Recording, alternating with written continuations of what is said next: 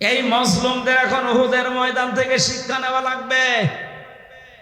উহুদের ময়দানে প্রথমে কিন্তু বিজয় হয়ে গিয়েছিল মুসলমানদের, কিন্তু গনিমতের মাল যখন ভাগাভাগি করার জন্য দৌড়াদৌড়ি আরম্ভ করেছে, হযরতে খালিদ বিন ওয়ালিদ ওই সময় কাফের ছিল।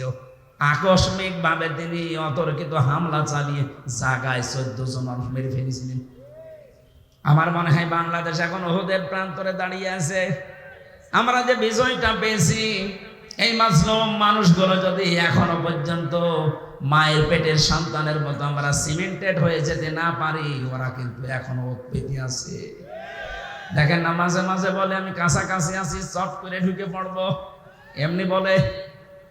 ওরা ওই খালিদ বিন ওয়ালিদ যখন কাফের ছিল, যে ভূমিকায় ছিল, ওরা ওই ভূমিকা পালন করার জন্য আছে উৎপীতি। এজন্য মাঝে মাঝে নতুন নতুন ইস্যু তৈরি করে পাঠায়। আর দেশের কিছু মানুষ আছে, ওরা আন্দাজে লাফিয়ে পরিবেশ নষ্ট করে। পরিবেশ নষ্ট করে করবে কি, পেছনে লাল হয়ে যায়। কথা বলছে না কেন? যে গোপালগঞ্জে আরম্ভ করেছিল, ওই সময় কয়েকদিন শুনলাম বাসের ভাড়া গোপালগঞ্জ থেকে ঢাকা পর্যন্ত যদি আপনি দাঁড়িয়ে যান 1000 টাকা, আর বসে গেলে 500 টাকা। কারণ বসার মতো কায়দা আর্মি ওদের রাখে নাই। কথা বলেন ঠিক কিনা? এই জন্য আহ্বান জানাচ্ছি, পালিয়ে যে গেছে, এ দুনিয়ার ইতিহাসে এটাই বলে 850 বছর আগে ওনার দাদা পালিয়েছিল, লক্ষণ সেন। কথা বলেন না কেন? ওনার দাদা কথা বললাম কেন? আমার ফাঁসি চাই বইটা পড়েন, দেখেন ওনার জন্মের ইতিহাস লেখা আছে। ওনার জন্মের ইতিহাস না, ওনার বাবার জন্মের ইতিহাস লেখা আছে। আমি মেজর ডালিম বলছি, বইটা পড়েন। আমি 5 তারিখের পরে এই কয়েকটা বই আমি সব আগা গোড়া শেষ করে দিয়ে গেছি। আল্লাহ, আমরা ভাবি কি আর আসলে হয়েছে কি? আন্দাজে মুসলমান বললেই হবে। এই জন্যই বলছি 850 বছর আগে ওনার পর দাদা দাদা যারা পালিয়েছে, লক্ষণ সেন সেই রাস্তা ধরেই পালিয়ে গেল। পৃথিবীর ইতিহাস পুরা পাল্টিয়ে দিয়েছে। 350 জন এমপি একবারে পালিয়ে যায়। সারা পৃথিবীর 257টা রাষ্ট্রে আমি পাইনি, বাংলাদেশে দেখলাম। শুধু পার্লামেন্টের যারা মেম্বার এরাই পালিয়ে যায়নি, জাতীয় মসজিদের ইমাম পর্যন্ত পালিয়ে গেছে। কি আশ্চর্য বলেন তো, ইমাম সাহেবও পালিয়ে যায়। কিছুদিন পরে এসেছিল আবার জোর করে ইমামতি নেওয়ার জন্য, জনগণ জুতা পিটা দিয়েছে। পরের দিন দেখলাম স্ট্যাটাস দিয়েছে ফেসবুকে, জনগণ আমাকে জুতা দিয়ে পিটিয়েছে কিন্তু আমার গায়ে লাগেনি। ওরে শয়তান, মানুষের বিবেক মরে গেছে। ও মানুষটা কত নিচে নেমেছিল বলেন। দুনিয়ার স্বার্থে এই লোকটা নৌকা মার্কা নিয়ে দাঁড়িয়েছে। আমার মনে হয় লোকটা যদি কুকুর মার্কায় দাঁড়াইতো তাও পাস করত। কারণ মার কাটা আল্লাহ এত বেশি ঘৃণিত বানিয়ে দিয়েছে, পায়খানার দিকে মানুষ এখন তাকায়, তাও নৌকার দিকে তাকায় না। তাকায়, এখন চড়া লাগবে মাঝে মাঝে বন্যা হলে। এই কারণে যারা এখন চড়তে যায় তারাই ধরা খায়। এই যে দরবেশ নৌকায় করে পালিয়ে যাচ্ছিল, সাবধান। এই জন্য নৌকা যখন ডুবে গেছে, ও ছাতা আর মনে হয় কিয়ামতের আগে উঠবে না। কারণ দুনিয়ার ইতিহাসে এইটাই আমরা পড়েছি, কোন স্বৈরাচার যদি একবার পালিয়ে যায়, ও জীবন থাকতে আর ফিরে আসে না। কারণ ও জানে আমি গেলেই মারা পড়ে যাব।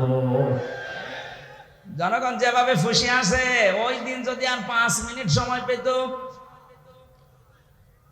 আমার মনে হয় এতদিন কব্বরে পাঠিয়ে দিত। হায়াত আছে বলে বেঁচে আছেন, কিন্তু সারা জীবনে এখন যতদিন আছেন অপমানের জীবন নিয়ে থাকা লাগবে।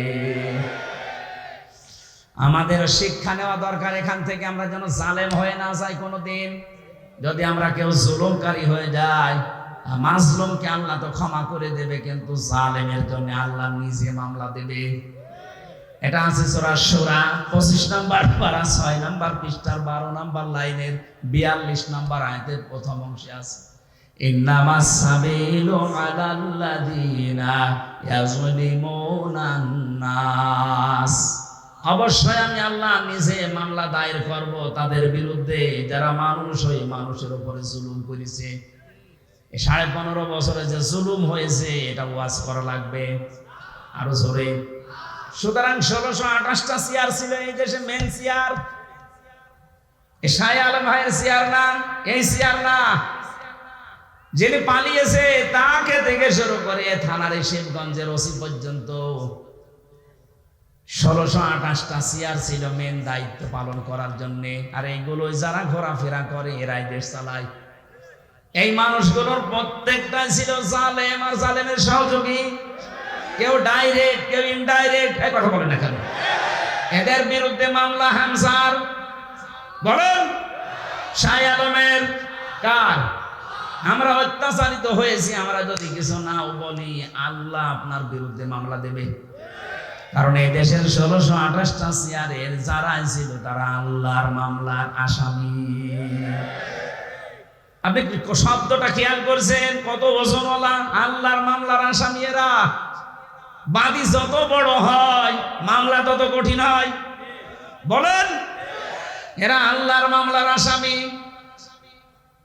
এদের দুনিয়াও শেষ, জালেমদের আখিরাতও শেষ। আল্লাহু লা ইয়াহদিল কওমাজ জালিমিন। আল্লাহ বলেন আমি জালেমদেরকে হেদায়েত দিচ্ছি না, দেব না। এটা মুজারে, বর্তমান, ভবিষ্যৎ, প্রেজেন্ট, ফিউচার। কি করলেন আপনি? জালেমদের দোসর হয়ে সাহায্য সহযোগিতা করে যা কামিয়েছিলেন সেগুলো ভোগ করতে পারলেন না। আর দুনিয়া তো শেষ হয়ে গেল, আপনার আখিরাতও শেষ। আপনি তো ছোটখাটো কোন বাদীর আসামি না, আপনি সরাসরি আল্লাহর মামলার আসামি। আপনার দিকে তাকিয়ে এখন আফসোস হয় মাঝে মাঝে, কি করলেন আপনি? আমাদের জীবনের দিকে একটু খেয়াল করা দরকার। আমি আমার ঈমান থেকে বলছি, এখানে যারাই আমরা আছি 200 বছর পরে যদি এই জমিনে কেউ আমরা ঘুরে আসি, আমার নিজের বাড়ি, বানানো বাড়ি, আমাকে আমার নাতি ছেলে তারা উঠতে দেবে? বলেন তো দুনিয়াটা কেমন? এই বাড়ি ঘর জমি জায়গার জন্য এমন কোনো কিছু করি নাই, সব আমার জীবনে ছিল, সে বৈধ অবৈধ বলেন। অথচ মাত্র 200 বছর পরে এখন ফিরে আসবেন, আপনাকে আপনার ছেলের 3 পুরুষের পরে আর তারা চিনবেও না, উঠতেও দেবে না। কোরআনে কারিমে আল্লাহ আমাদেরকে কথাটা বারবার আমাদের বিবেকের কাছে ধাক্কা দিয়েছেন। আমাল হায়াতুদ দুনিয়া ইল্লা মাতাউল গুরুর। ও পৃথিবীর বান্দা বান্দিরা, একটু বিবেকটা কাজে লাগাতে পারো না? দুনিয়ার জীবন কিন্তু ধোঁকা। তোমার মা বাবাও ধোঁকা, সন্তান ধোঁকা, স্ত্রী ধোঁকা। দুনিয়ায় একটু ভান করে থাকো, দেখো চোখ বন্ধ করে, সব ধোঁকা ধরা পড়ে যাবে। সুতরাং আমরা যেন পাগলামি না করি কেউ। বিশাল ধোঁকা আমাদের সামনে যেটা দেখা দিচ্ছে এখনো আছে, এই ধোঁকায় পড়ে আমি আমার আখিরাত নষ্ট করতে পারি না। আমার আখিরাত যেন আমার সামনে 1 নম্বরে থাকে, এই দুনিয়া যেন আমার পেছনে থাকে। তাহলে আখিরাত যদি কেউ 1 নাম্বার বানায়, দুনিয়া আমার আল্লাহ তার কপালে যা আছে এমনি দিয়ে দেবেন। আমরা কি আখিরাত সামনে রাখতে রাজি আছে? বলেন বলেন। আমার এবার তেলাওয়াত কি তো আয়াত সূরা আরাফ 179 নম্বর আয়াত। আজকের আলোচনার বিষয় যেটা বলেছিলাম, নাম হচ্ছে বিবেক। নাম কি? এটা যাদেরকে আল্লাহ দিয়েছেন, এই বিবেক যাদের কাছে লাগে না, একেবারে অ্যাক্টিভ হয়ে মিশে যাবেন কোরআনের সাথে। আল্লাহ পাক বলেন, ওয়ালাকাদ যারানা লিজাহান্নামা কাসীরাম মিনাল জিন্নি ওয়াল ইনস। অধিকাংশ মানুষ আর জিন জাহান্নামে যাবে, এই জন্যই তাদেরকে বানিয়েছি। কে বলছেন? প্রশ্ন আসতে পারে, তাহলে আমার দোষ কি? অধিকাংশ মানুষ আর জিন যদি জাহান্নামে যায় তা আমার কি দোষ? হ্যাঁ, এখানে আল্লাহ 3টি ইন্দ্রিয় শক্তির কথা দিয়েছেন। যাদের ভেতরে এই 3টা আছে, যদি কাজে না লাগে সে জাহান্নামে যাবে, যার কাজে লাগবে সে জান্নাতি। একেবারে কাটছাট সহজ কথা। 1 নম্বরে লাহুম কুলুবুল লা ইয়াফকাহুনা বিহা, যাদের কলব আছে কিন্তু চিন্তা ভাবনা নেই। এটা আপনাকে বিবেক আল্লাহ দিয়েছেন, কিন্তু বিবেকটা আপনি কাজে লাগান না। বিবেক কাজে লাগাতে পারলে আপনি রাস্তা হারাবেন না, রাস্তা পেয়ে যাবেন। একেবারে গোড়াতে শিকড়ে আল্লাহ হাত দিয়েছেন আমাদের। হালাতা আলাল ইনসানি হাইনুম মিনাদ দাহরি লাম ইয়াকুন শাইআম মাযকুরা। আল্লাহ পাক বলেন, হামজা একটু কি খেয়াল করো না, বিবেকটা কাজে আমার লাগে না যে তুমি জন্মের আগে উল্লেখ করার মতো কিছুই ছিলে না। আমার এই যে 33 বছর বয়স, এখন 34 বছর আগে হামজা নামে আমার বংশে যেহেতু কেউ ছিল না, আমার বংশে আমার রিয়াজ এবং ফিরোজা এই মাধ্যমে আমি দুনিয়ায় আসলাম। কেউ আলোচনাও কোনোদিন করেছে যে এখানে হামজা নামে একজন এসেছে? মাত্র 34 বছর আগে। আল্লাহ পাক আমাকে এটা স্মরণ করাচ্ছেন কেন? কারণ একটা দুর্বল জায়গায় আঘাত দিয়েছেন আমার। আমি যখন কিছুই ছিলাম না, নেই থেকে আস্তে আস্তে আমার আল্লাহ আজ হামজা বানিয়ে চেয়ারে বসিয়েছে। এখানে মা বাবার দায়িত্ব শুধু বিছানায় থাকা, বাকি যা করার কে করেছে? একটু বিবেকটা এদিকে কাজে লাগাতে পারেন না? আল্লাহ আমাদের একটা স্মরণের মাধ্যম দিয়েছেন এইভাবে, ফালিয়ানজুরিল ইনসানু মিম্মা খুলিক খুলিকা মিম্মা দাফিকি ইয়াখরুজু মিন বাইনিস সুলবি ওয়াত তারাইব। মানুষকে একটু নজর করে দেখে না যে কি দিয়ে তারে বানালাম?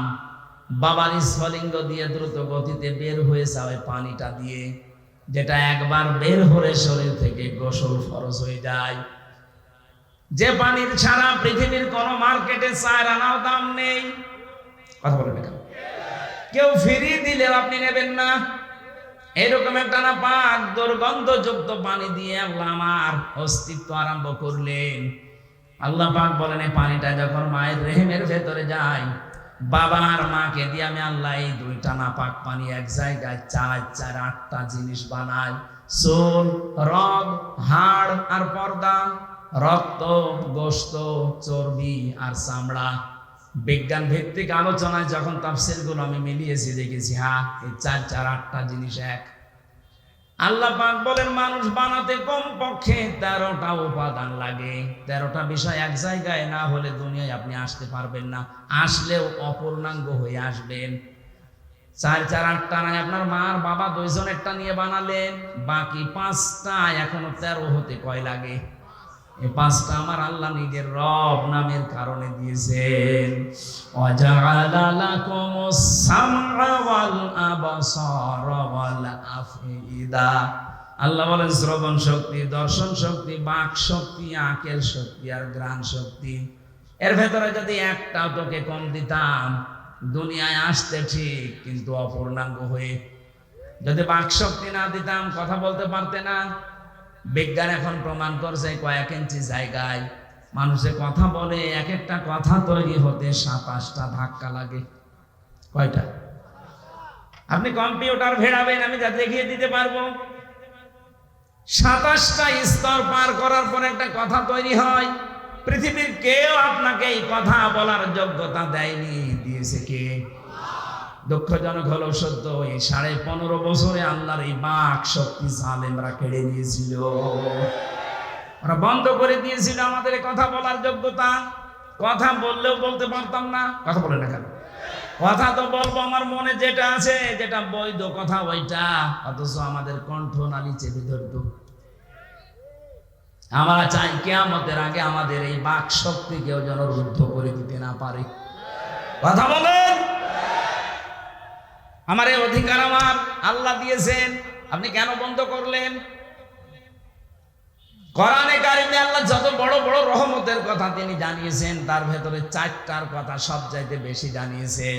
1 নম্বরে আর রহমানু আল্লামাল কোরআন খলাকাল ইনসানা আল্লামাহুল বায়ান। আল্লাহ পাক বলেন, আমি যে রহমান, আমার দয়া দেখতে চাও, পৃথিবীর সবচাইতে বড় দয়া কোরআনে কারিম তোমাদেরকে দেওয়া। লক্ষ লক্ষ নবী পাঠিয়েছিলাম দুনিয়ায়, কোন নবীকে আমি আল্লাহ কোরআন দেয়নি, তোমাদেরকে দিয়েছি। এটা আমার বড় নিয়ামত। এটাই শুধু না, আমি তোমাদেরকে মানুষ বানিয়েছি। মায়ের পেটের ভেতরে আমি আল্লাহ নিজে তোমাদের মানুষ বানিয়ে শেষ করে দেইনি, কথা বলার যোগ্যতা দিয়েছি। এই যে কথা বলতে পারা কত বড় নিয়ামত।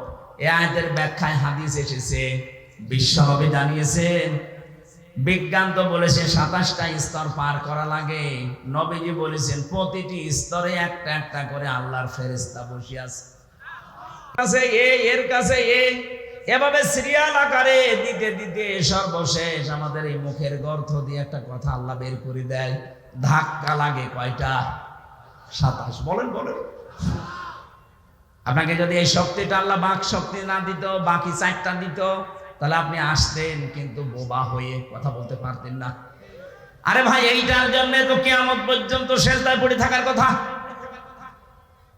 দর্শন শক্তি আল্লাহ আমাদেরকে দিয়েছেন, আলাহুম আ'য়ুনুল লা ইউবসিরুনা বিহা।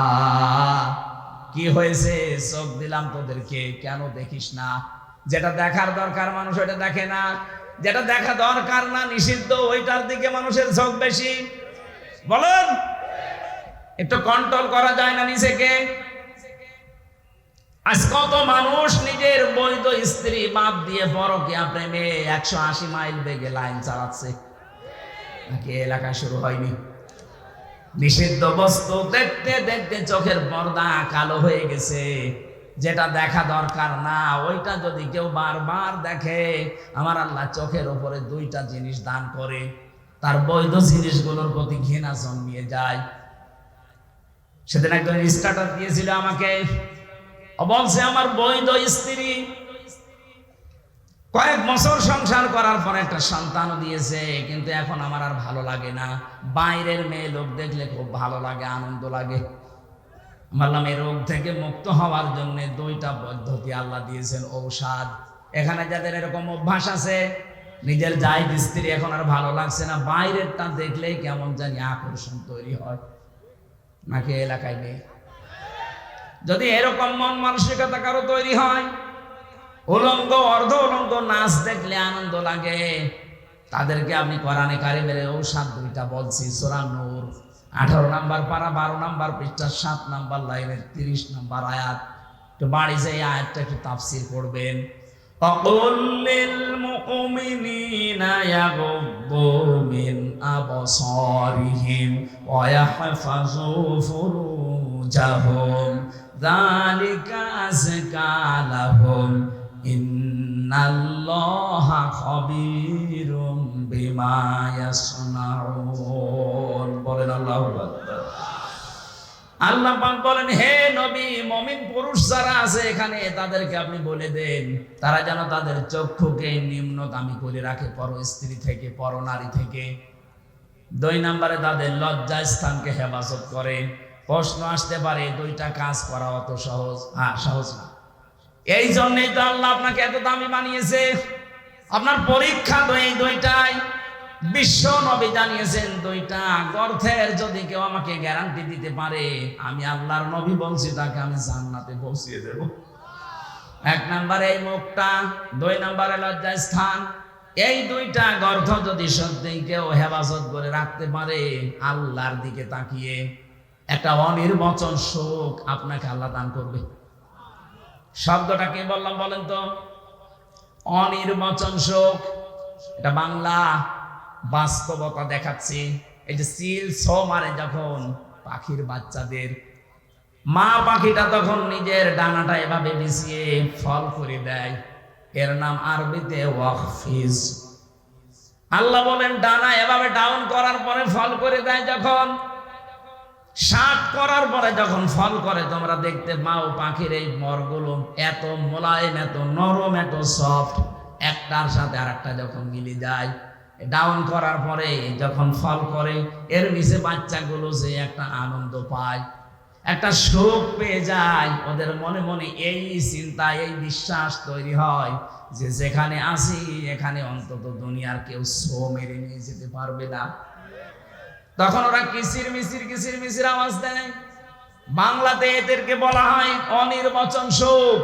আপনি যদি সত্যি আল্লাহর ভয়ে আজকে আপনার এই চোখের যে গোনা আছে এটা বন্ধ করে দিতে পারেন, আপনার হৃদয়ের ভেতরে আল্লাহ আলাদা ভাবে একটা সুখ নিজে দান করবেন।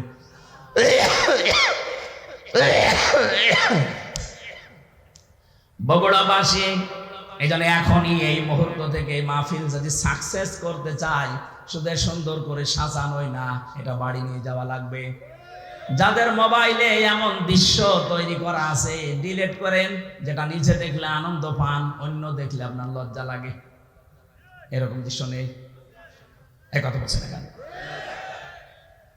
এইরকম দৃশ্য যাদের আছে নিজে দেখলে খুব আনন্দ লাগে, মজা লাগে, অন্য কেউ দেখলে আপনার লজ্জা লাগে, এটা ডিলিট করবেন। কারা কারা হাত তোলেন তো? ওই মুরব্বী দেখি, মোবাইল দেখি, দেখি কি আছে, দেখি কি আশ্চর্য, দাঁড়িয়ালা মানুষ কি রেখেছেন আপনি মোবাইলে? এক্ষণে ডিলিট করেন, করেন। আপনার ওয়াজ শুনতে আসাচ্ছে, ওল্টা ফাটা জিনিস ডাউনলোড করে আপনি ওয়াজ শুনতে এসেছেন, এক্ষণে ডিলিট করে বাড়ি যাবেন। আল্লাহ আমাদের চোখের হক আদায় করার জন্য কয়েকটা জিনিস কোরআনে কারিমে আমাদের সামনে এনে দিয়েছেন। আফালা ইয়ানজুরুনা ইলাল ইবিলি কাইফা খুলিকাত ওয়া ইলাস সামাই কাইফা রুফিআত ওয়া ইলাল জিবালি কাইফা নুসিবাত ওয়া ইলাল আরদি কাইফা সুতিহাত। বলেন আল্লাহু আকবার। আল্লাহ পাক বলেন, ও দুনিয়ার মানুষেরা, নজর করে একটু দেখতে পারো না? চোখ দিলাম, উঠের দিকে তাকাতে পারো না? মরুভূমির জাহাজ বানিয়েছি ওইটা আমি।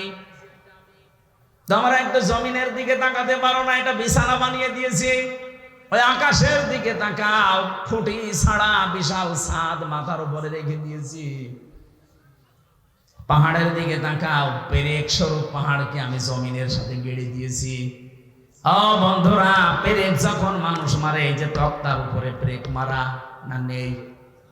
এই পেরেক যখন মারে তক্তার উপরে, ওই যে সামনে একটা আল বেরিয়ে থাকে চ্যাপটা মতো, এই চ্যাপটা অংশ এতটুকু হলে ভেতরে জাগিয়েছে চ্যাপটার চাইতে 20 গুণ বড়। কথা বলে দেখেন আপনি। পেরেক যদি এইটা, আল্লাহ বলেন পেরেকের মতো পাহাড়কে জমিনে গেড়ে দিলাম, তার মানে পাহাড় যত বড় আছে উপরে, তাতে 20 ডবল নিচে আল্লাহ গেড়ে দিয়েছেন। আল্লাহ পাক বলেন, ফালাম্মা নাসুমা যুকিরু বিহি ফাতাহনা আলাইহিম আবওয়াবা কুল্লা শাই। যখন মানুষগুলো আমার আদেশ ভুলে গেল, তারা ক্ষমতা নেওয়ার আগেই বলেছিল, ক্ষমতায় যেতে যদি পারি মদিনার সনদে দেশ চালাবো। পোড়াটা উল্টিয়ে তারা মোদির সনদে দেশ চালিয়েছে। মদিনার সনদ বাদ দিয়েছে, মোদির সনদ যুক্ত করেছে।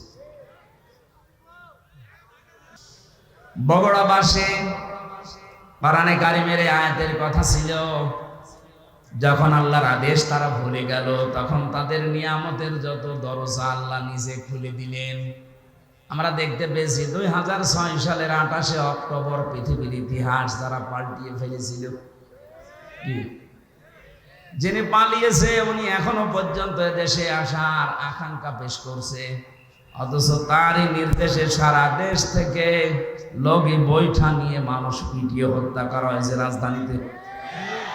এর আসল মাস্টার মাইন্ড, এর হুকুমদাতা হিসাবে উনি দায়ী। কথা বলে না কেন? ডাইরেক্ট ইনডাইরেক্ট মানুষ মেরে ফেলার জন্য বহু চেষ্টা দুনিয়াতে উনি চালিয়েছে। সোজা চাপটা কথা, আমাদের এই আপনাদের বগুড়ার পুত্রবধূ, ওনাকেও হয়তো ডাইরেক্ট কিছু করে না, ইনডাইরেক্ট এতিমের সম্পদ আত্মসাতের মামলা দিয়েছে। যেই কয় টাকার মামলা দিয়েছে, ওই কয় টাকার চাইতে আরো 3 ডবল টাকা বেড়ে গেছে। আমার মনে হয় তার পুরস্কার দেওয়ার দরকার ছিল। তারে যদি আপনি এইভাবে শাস্তি দিয়ে চিকিৎসা পর্যন্ত না দিতে দেন, তাহলে দরবেশ বাবার কি করা উচিত আপনি বলেন? সে তার 2 কোটি 3 কোটি না, 36,000 কোটি আপনি এক জীবনে গণনা করেও শেষ করতে পারবেন না। দেশটা ফোকলা করে ফেলেছে কয়েকজনে।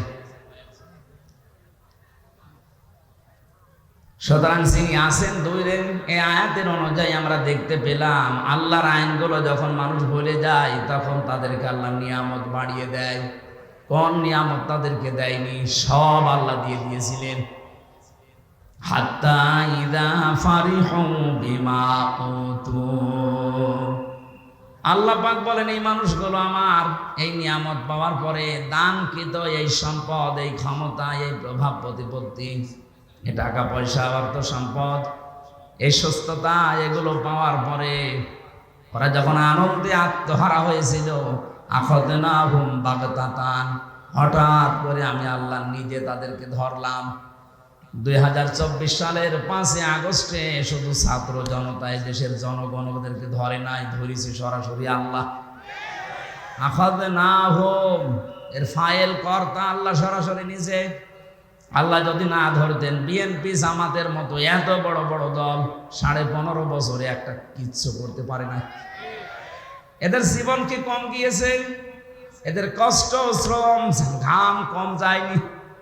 আমি এক একজনের মামলার সংখ্যা দেখতাম আদালতে। ওই ফাঁসির কন্টেম সেলের ভেতরে আমার সাথে মাঝে মাঝে দেখা করতে আসতো মানুষ। জিজ্ঞাসা করতে কয়টা মামলা, এক একজন বলছে 313টা, 560টা। ওর সারা জীবন চলে যাবে শুধু হাজিরা দিতেই, যদি খালাসও পায়। আপনার বিবেক কোন জায়গায় গিয়েছিল বলেন? একটা মানুষের নামে 313টা মামলা দেন আপনি, মানুষ? হ্যাঁ, তাও যদি দোষ করে মামলা খায় মেনে নেওয়া যায়। কিচ্ছু জানে না, ঘরে শুয়ে আছে, ঘুমের ভেতরে ঘুম ভেঙার পরে দেখছে জেলখানায়। কে গো, তুই গাছ কেটেছিস? কোন সময়? স্বপ্নে। এই কথা বলছে, এরকম স্বপ্নে মামলা ছিল না দেশে? হাজার হাজার ছিল। সুতরাং এই অবস্থার যারা সৃষ্টি করেছিলেন আল্লাহ নিজে বলছেন আমি তাদেরকে, তাদের পাপের বোঝা যখন পরিপূর্ণ হয়ে গেছে তখন আমি নিজে তাদেরকে ধরলাম। বাগতাতান শব্দটা কোরআনে আছে। আকস্মিক ভাবে তাদেরকে এমন ভাবে ধরেছি, ওরা যে দুপুরের খাবার খাবে সে সময়টাও পায়নি। এই বাঁশি বাজায় কে? ওর পিঠের ওপর একটা দিন থাক, যে যেখানে দাঁড়িয়ে আছে বসে আছে থাক, কথা না বললে হবে। কথা বলবেন না ভাই, আমার এমনিতে শারীরিক অবস্থা ভালো না, কথা বলবেন না।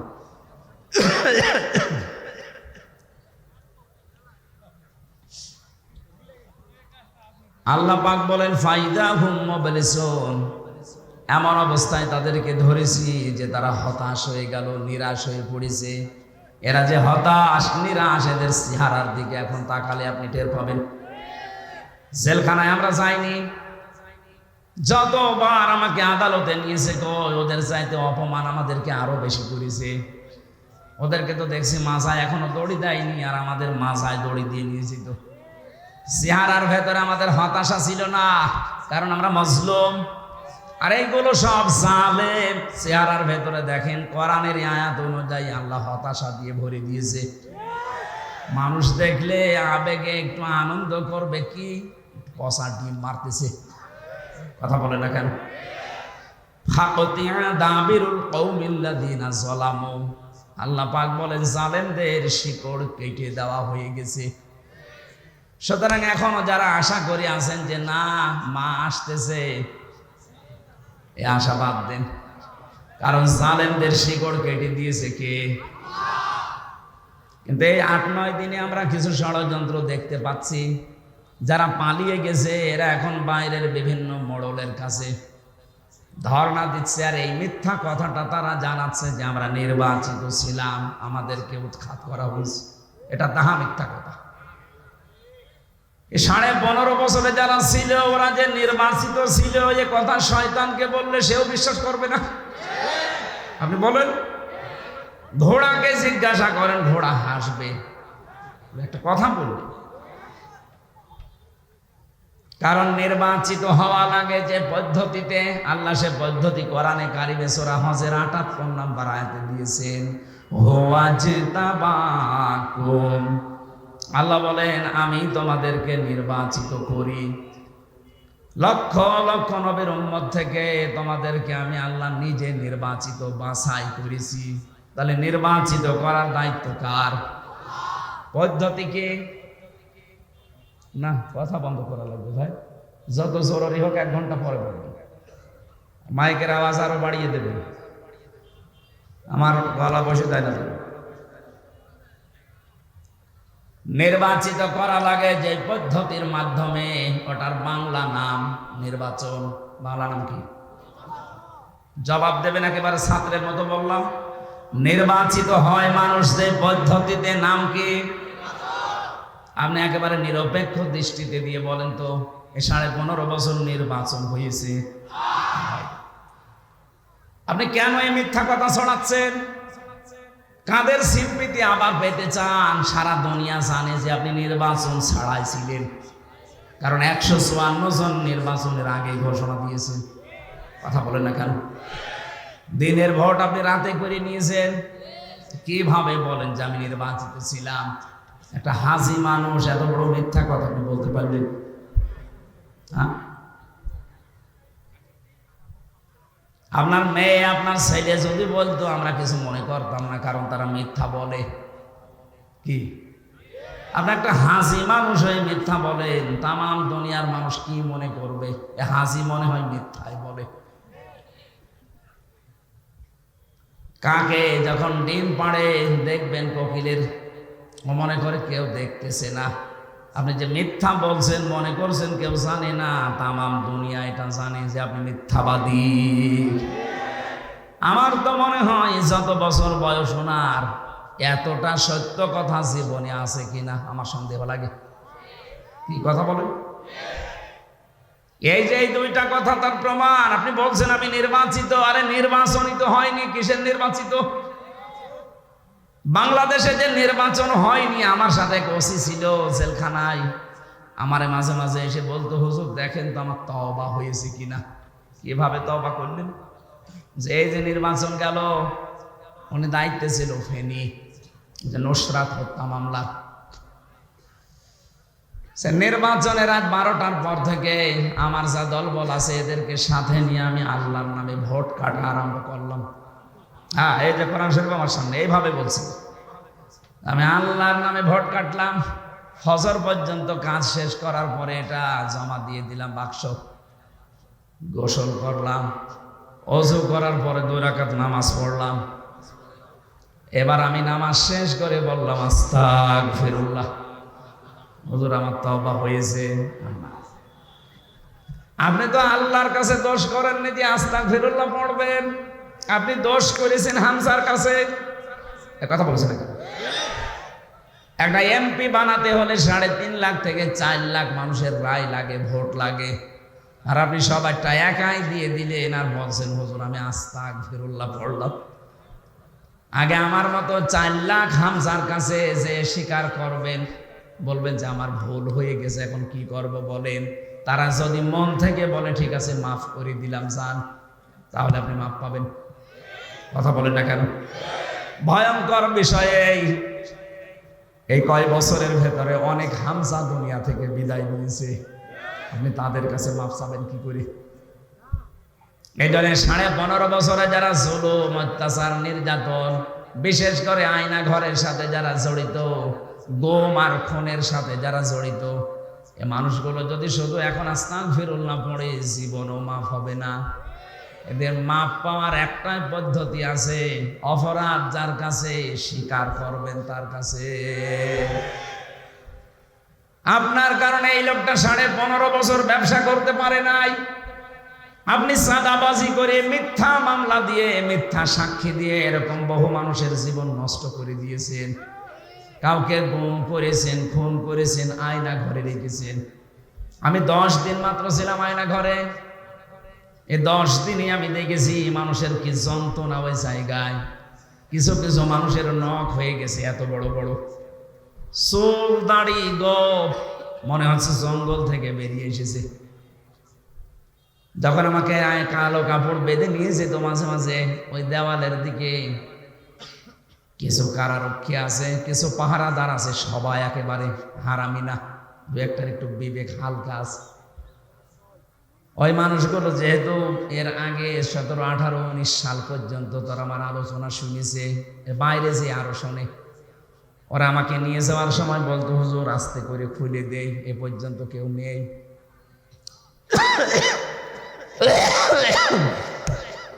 মাটির নিচে ওই সুড়ঙ্গ ঘর দিয়ে যখন নিয়েছে, এত বড় বড় নখ হয়ে গেছে, দেওয়ালের সাথে খুশিয়ে খুশিয়ে কেউ কেউ লিখেছে, মোবাইল নাম্বার দিয়ে নিচে লিখে দিয়েছে, ভাই যদি মাইরে যেতে পারেন নাম্বারে বলবেন যে আমি বেঁচে আছি। আপনি কি করেছেন টের পাচ্ছেন? আপনি যদি মেরে ফেলতেন, ইলিয়াস আলীকে ধরার পরে যদি আপনি মেরে ফেলে বলতেন তাকে মেরে ফেলেছি, তার বউটা অন্তত অন্য জায়গায় বিয়ে করতে পারত। কথা বলে না কেন? তার ছেলে ওই ছোট্ট ছোট্ট মেয়েগুলো জানতো যে বাবা মারা গেছে, এখনো পর্যন্ত আপনি জানালেনও না যে লোকটা মরে গেছে, অথচ তাকে বহু আগে আপনি মেরে ফেলেছেন। এই গম, এটা আমার মনে হয় মানুষ হত্যার চাইতে বড় অপরাধ। এদেশে কিয়ামতের আগে যারাই আসবে, এই গম নামক এত বড় মানবতা বিরোধী কাজ যেন কিয়ামত পর্যন্ত তুলে দেয়। আপনি মেরে ফেলেন একটা মানুষকে তার অপরাধের জন্য, আপনি গম করবেন কোন কারণে? কত ক্ষতি হয় জানেন? এটা আমার 10টা দিনের ভেতরে আমার বাবা মা স্ত্রী আমার 2টা মেয়ে পাগল হয়ে গেছে, 10 দিন মাত্র। মুফতি ফখরুল আমার সাথে ছিল, উনি আমাকে বলতো, ভাই হামজা তোমার সাথে কি করে আমি জানি না, আমার এই পায়ের ভেতর দিয়ে হাত দিয়েছে, এভাবে বসিয়ে পায়ের ভেতরে হাত দিয়ে সামনে যে লোহার ব্যারিকেড দেওয়া আছে ওর সাথে হাত বেঁধে হ্যান্ডকাপ দিয়ে লাগিয়ে দেয়। আরে ভাই 2 মিনিট, 5 মিনিট, 10 মিনিট না, বছরের পর বছর। কাউকে আমি 8 বছর, 10 বছর, 14 বছরের মানুষ দেখেছি ওখানে। 14টা বছর একটা মানুষ, এদিকে 1.5 হাত, এদিকে 3.5 হাত, এতটুকু একটা ঘর, কোনো আলো বাতাস নেই। একটা মানুষ জানে না যে এটা কোন বছর কোন সাল চলছে, কি মাস এটা, কি বার এটা, কয়টা বাজে, ওর কিচ্ছু জানা নেই।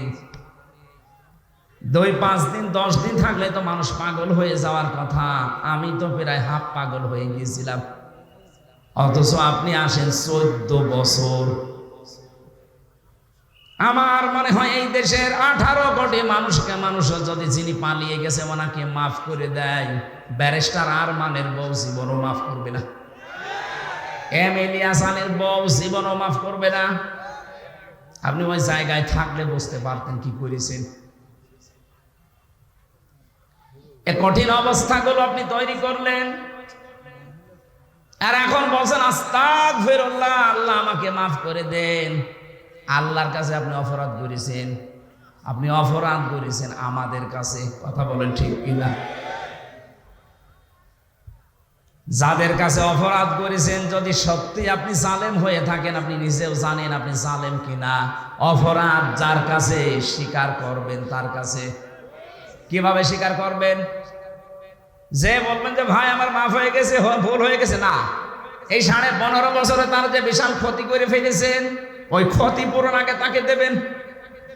কথা বুঝতেছেন?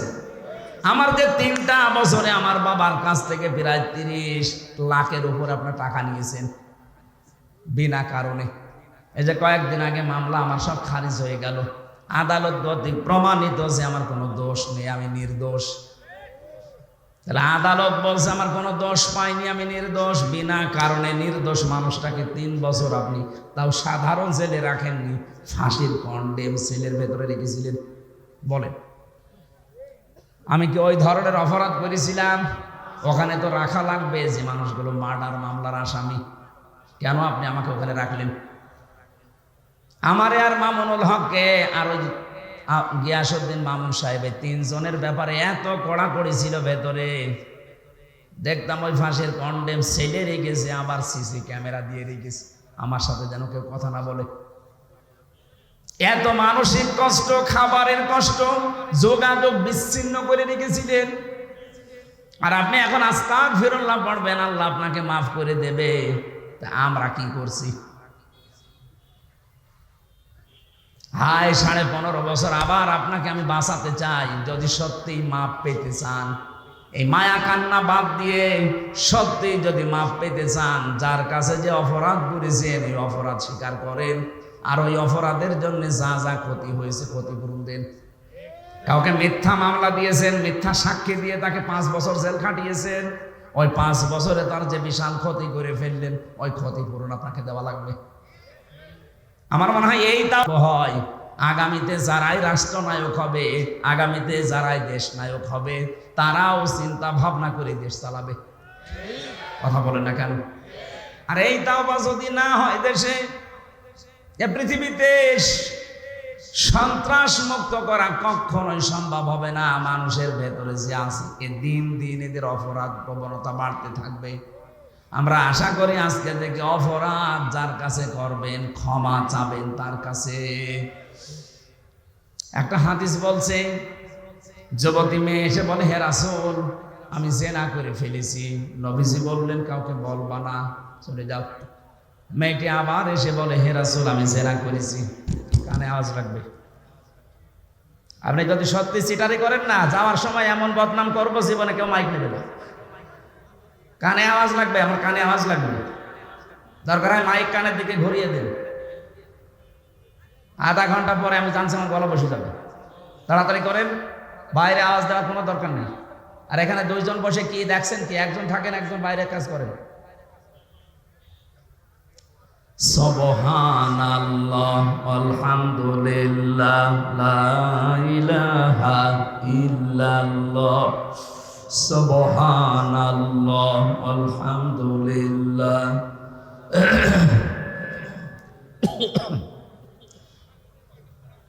আমি জিকির করতে বলেছিলাম, আপনার মুখ বন্ধ করে বসে আছেন কোন কারণে? নাকে জবান বন্ধ করে দিয়েছে আল্লাহ। সুবহানাল্লাহ, আলহামদুলিল্লাহ, লা ইলাহা ইল্লাল্লাহ, লা ইলাহা ইল্লাল্লাহ, মুহাম্মাদুর রাসূলুল্লাহ। আল্লাহুম্মা সাল্লি আলা সাইয়্যিদিনা মাওলানা মুহাম্মাদ ওয়া আলা আলি সাইয়্যিদিনা মাওলানা। বগুড়াবাসী নবীজি 3বার মেয়েটাকে ঘুরিয়ে দিলেন। মেয়েটি আবার সামনে এসে বলে, হে রাসূল, আমাকে মুক্ত করেন। আমি এই জেনার গোনা নিয়ে মারা যেতে চাই না। আমি জানি 3টা অপরাধের শাস্তি মরণের পরে ডবল করে আল্লাহ দেবে। কয়টা? আরো জোরে বলেন। আল্লাযীনা লা ইয়াদউনা মা'আল্লাহি ইলাহান আখারা। 1 নম্বরে দুনিয়ায় যারা আল্লাহর সাথে অন্য কাউকে ডাকে তাদের শাস্তি ডবল হবে। আর এটা বাংলাদেশে বেশি। আল্লাহকে ডাকছে, কিছুক্ষণ পরে দেখবেন ইয়ালি বাবা, কেল্লা বাবা, ফাতে বাবা, এগুলো চট্টগ্রাম বিভাগে বেশি। কথা বলছে না কেন? এই কুমিল্লা, ব্রাহ্মণবাড়িয়ায় আপনি দেখবেন ইন্টারনেটে কি জিকির চলছে। কিছুক্ষণ আল্লাহর জিকির করার পরে দেখবেন উল্টা পাল্টা জিকির। কথা বলেন না কেন? তাহলে আল্লাহর সাথে যারা অন্য কাউকে ডাকবে এদের শাস্তি হবে ডবল। ওয়ালা ইয়াকতুলুনা আন-নাফসাল্লাতী হারামাল্লাহু ইল্লা বিল হক। যারা অন্যায়ভাবে মানুষ হত্যা করে। 2024 সালের আগস্টের 5 তারিখের আগ পর্যন্ত 3732 জন মানুষ মারা গেছে সরকারি জরিপে। এদের একটাও আপনি দলিল দিতে পারবেন কোন কারণে মারলেন এদের? এই যে মানুষ হত্যার সাথে যারা জড়িত ছিলেন, টপ টু বটম প্রত্যেকের শাস্তি ডবল হবে। কথা বলেন না কেন?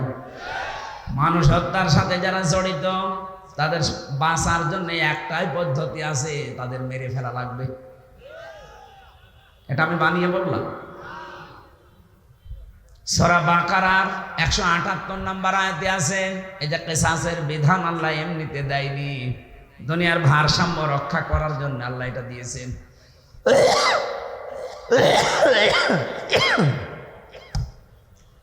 সুতরাং যারা মানুষ হত্যার সাথে জড়িত, আপনাদের আখিরাত শেষ। আপনি মারা গেলে জাহান্নামে। ওমাই ইয়াকতুল মুমিনা মুতাআম্মিদান ফাজাযাউহু জাহান্নাম। সূরা নিসার 93 নম্বর আয়াত। আল্লাহ বলেন যারা মানুষ হত্যা করে তাদের 1 নাম্বার শাস্তি জাহান্নাম। কি বলেন বলেন? আপনার আখেরাত তো শেষ। দুনিয়ায় যদি আপনি বৈধভাবে এখন বেঁচে থাকতে চান, যারা এই 3732 জন মানুষ হত্যার সাথে জড়িত, ফাইনাল কথা তাদের মেরে ফেলা লাগবে, কোনো বুদ্ধি নেই আর। 3 নম্বরে ওয়ালা ইয়াজনুন, জেনা করবা না। যারা দুনিয়ায় জেনা করে এই মানুষগুলোর শাস্তি কয়টা? ডবল। বলেন বলেন? মেয়েটি বলছে হে রাসূল আমি জেনা করে ফেলেছি, গর্ভবতী হয়ে গেছি। বিশ্ব নবী বললেন তোমার অপরাধ হয়েছে কিন্তু বাচ্চাটার অপরাধ নেই, ওটা আগে খালাস হোক। খালাস হওয়ার সঙ্গে সঙ্গে আসবো, আমি বিচার করে দেব। যে এসেছে বলে হে নবী এই যে আমার বাচ্চা, আপনি আমাকে মুক্ত করেন অপরাধ থেকে। বগুড়াবাসী আমার কথা হচ্ছে, মেয়েটা আরবি ভাষার লোক, আরব দেশের। তার ভাষা মাতৃভাষা কি? বলেন বলেন? নবীজিকে তাকে বলতে পারতেন না ঠিক আছে যা হয়েছে হয়েছে, গোপনে আস্তাগফিরুল্লাহ পড়ে নাও? আর তাকে কি আস্তাগফিরুল্লাহ মুখস্থ করানো লাগতো? সে তো তার মুখস্থ আছে, কারণ সে আরবি ভাষার লোক, একবার শুনলেই তো পড়ে ফেলতো। সে কি আস্তাগফিরুল্লাহ পড়লে তার মাফ হয়ে গেছে? কেন নবীজি তাকে বললেন যে ঠিক আছে যাও। 10 মাস 10 দিন পরে এসেছে বাচ্চাটা নিয়ে, বললেন না এখনই হবে না, তোমার স্তনের দুধ আছে, এই বাচ্চার অধিকার 2 বছর, এটা আগে কমপ্লিট করে আসো। বাচ্চাটা যখন শক্ত খাবার খাওয়া শিখবে তখন আসবা। ঠিক এসেছে। যখন আসলেন ডাক দিয়ে বললেন হে রাসূল তাড়াতাড়ি করেন। সে কিন্তু জানে যে বিচার কি হবে, সে নিজে জেনে এসেছে। বিশ্বনবী নিজে ছেলেটাকে এক সাহাবীর আন্ডারে দিয়ে দিলেন। ডাক দিয়ে বললেন একে মাটির ভেতরে গেড়ে দাও। চারিদিক থেকে পাথর মারা আরম্ভ হয়ে গেছে। হযরতে খালিদ ইবনে ওয়ালিদ বলেন এত জোরে একটা পাথর নিক্ষেপ করলাম, একটা ফিনকে দিয়ে রক্ত এসে আমার শরীরে লেগেছে। আমি বরদোয়া দিয়েছিলাম, ভৎসনা দিয়েছিলাম। নবীজির কানে কথাটা যাওয়ার পরেই বিশ্বনবী বললেন খালিদ থামো, আমি নবী, তুমি নবী না। আমি যা জানি তুমি জানো না, আমি যা দেখতে পাই তুমি দেখতে পাও না। আমি দেখতে পেয়েছি আজরাইল 70,000 ফেরেশতা নিয়ে আকাশ থেকে নাজিল হয়ে আমাকে বলছে হে রাসূল এই মহিলার যে তাওবা, এর যে অনুশোচনা, এর যে কর্মকাণ্ড দেখিয়ে গেল দুনিয়ায়, এমন ভাবে যদি কোনো জালেম তাওবা করে যেতে পারে আল্লাহ তাকেও মাফ করে দেবেন। কি বুঝলেন আপনি এই ছোট্ট স্টোরি থেকে? শুধু অপরাধ করে আস্তাগফিরুল্লাহ পড়লে যদি মাফ হয়ে যেত। হ্যাঁ, আস্তাগফিরুল্লাহ পড়লে আপনার জীবনে যে গুনাহগুলো আল্লাহর সাথে ঘটেছে, আল্লাহর অধিকার নষ্ট করেছেন, ওইগুলো মাফ হবে। আপনি সব সময় এই জন্য পড়বেন ইস্তেগফার, আস্তাগফিরুল্লাহ আস্তাগফিরুল্লাহ। কিন্তু তাওবা যদি কেউ করতে চায়, তাওবা করলে জীবনের অপরাধ শুধু মাফ হয় না, ওই জায়গাটা আল্লাহ পুরা ফাঁকা করে দেয়, বাকি জায়গাটা আমার আল্লাহ পুরা নেকি দিয়ে পাল্টিয়ে দেয়। ইল্লা মান তাবা ওয়া আমানা ওয়া আমিলা আমালান সলিহান ফাউলাইকা ইউবাদদিলুল্লাহু সাইয়্যাতিহিম হাসানাত। দুইটাই বহুবচন। আল্লাহ পাক বলেন যারা তাওবা করে, ইস্তেগফার না, যারা তাওবা করে, এই মানুষগুলো তাওবা করার পরে যদি সিদ্ধান্ত নেয় যতদিন আমি বেঁচে আছি ভালো কাজে লাগবো, এখন তাওবা কি? তাওবার 1 নাম্বার শর্ত হচ্ছে অনুশোচনা করা। কি? 2 নম্বরে আপনি অপরাধ যার কাছে করেছেন তার কাছে যে স্বীকার করতে হবে, স্বীকৃতি দেওয়া লাগবে। এটা যদি আল্লাহর সাথে সম্পৃক্ত হয় আল্লাহর কাছে বলবেন, যদি বান্দার সাথে সম্পৃক্ত হয় বান্দার কাছে বলা লাগবে। 3 নম্বরে যা করেছি জীবনে আর এই কাজ আমি জীবনে দুনিয়ায় কোনোদিন রিপিট করব না। জোরে বলেন সুবহানাল্লাহ। তাহলে তাওবা করলে জীবনের অপরাধ শুধু মাফ হয় না, পুরা জায়গাটা আল্লাহ নেকি দিয়ে পাল্টিয়ে দেয়। এটা আস্তাগফিরুল্লাহর মতো না। মেয়েটা তাওবা করেছে না ইস্তেগফার করেছে? তাওবা। বলেন বলেন? এই জন্য আমার আল্লাহ দুনিয়াতে তার এমন তওবা কবুল করলেন, বিশ্বনবী বলেন এটা যদি পুরো আরব জাহানে সবার ভেতরে ভাগ করে দেন, সবাইকে আল্লাহ মাফ করে দেবে। এত বড় তওবা হয়েছে তার। আর 15.5 বছরে এই 14 দল বাদ দিয়ে বাকি আমরা যারা আছি এদেশে সবাই মাজলুম। কথা বললেন না? 14 দল বাদ দিয়ে বাকি যারা আছি আমরা সবাই কম বেশি মজলুম। এই মজলুমদের এখন উহুদের ময়দান থেকে শিক্ষা নেওয়া লাগবে। উহুদের ময়দানে প্রথমে কিন্তু বিজয় হয়ে গিয়েছিল মুসলমানদের, কিন্তু গনিমতের মাল যখন ভাগাভাগি করার জন্য দৌড়াদৌড়ি আরম্ভ করেছে, হযরতে খালিদ বিন ওয়ালিদ ওই সময় কাফের ছিল।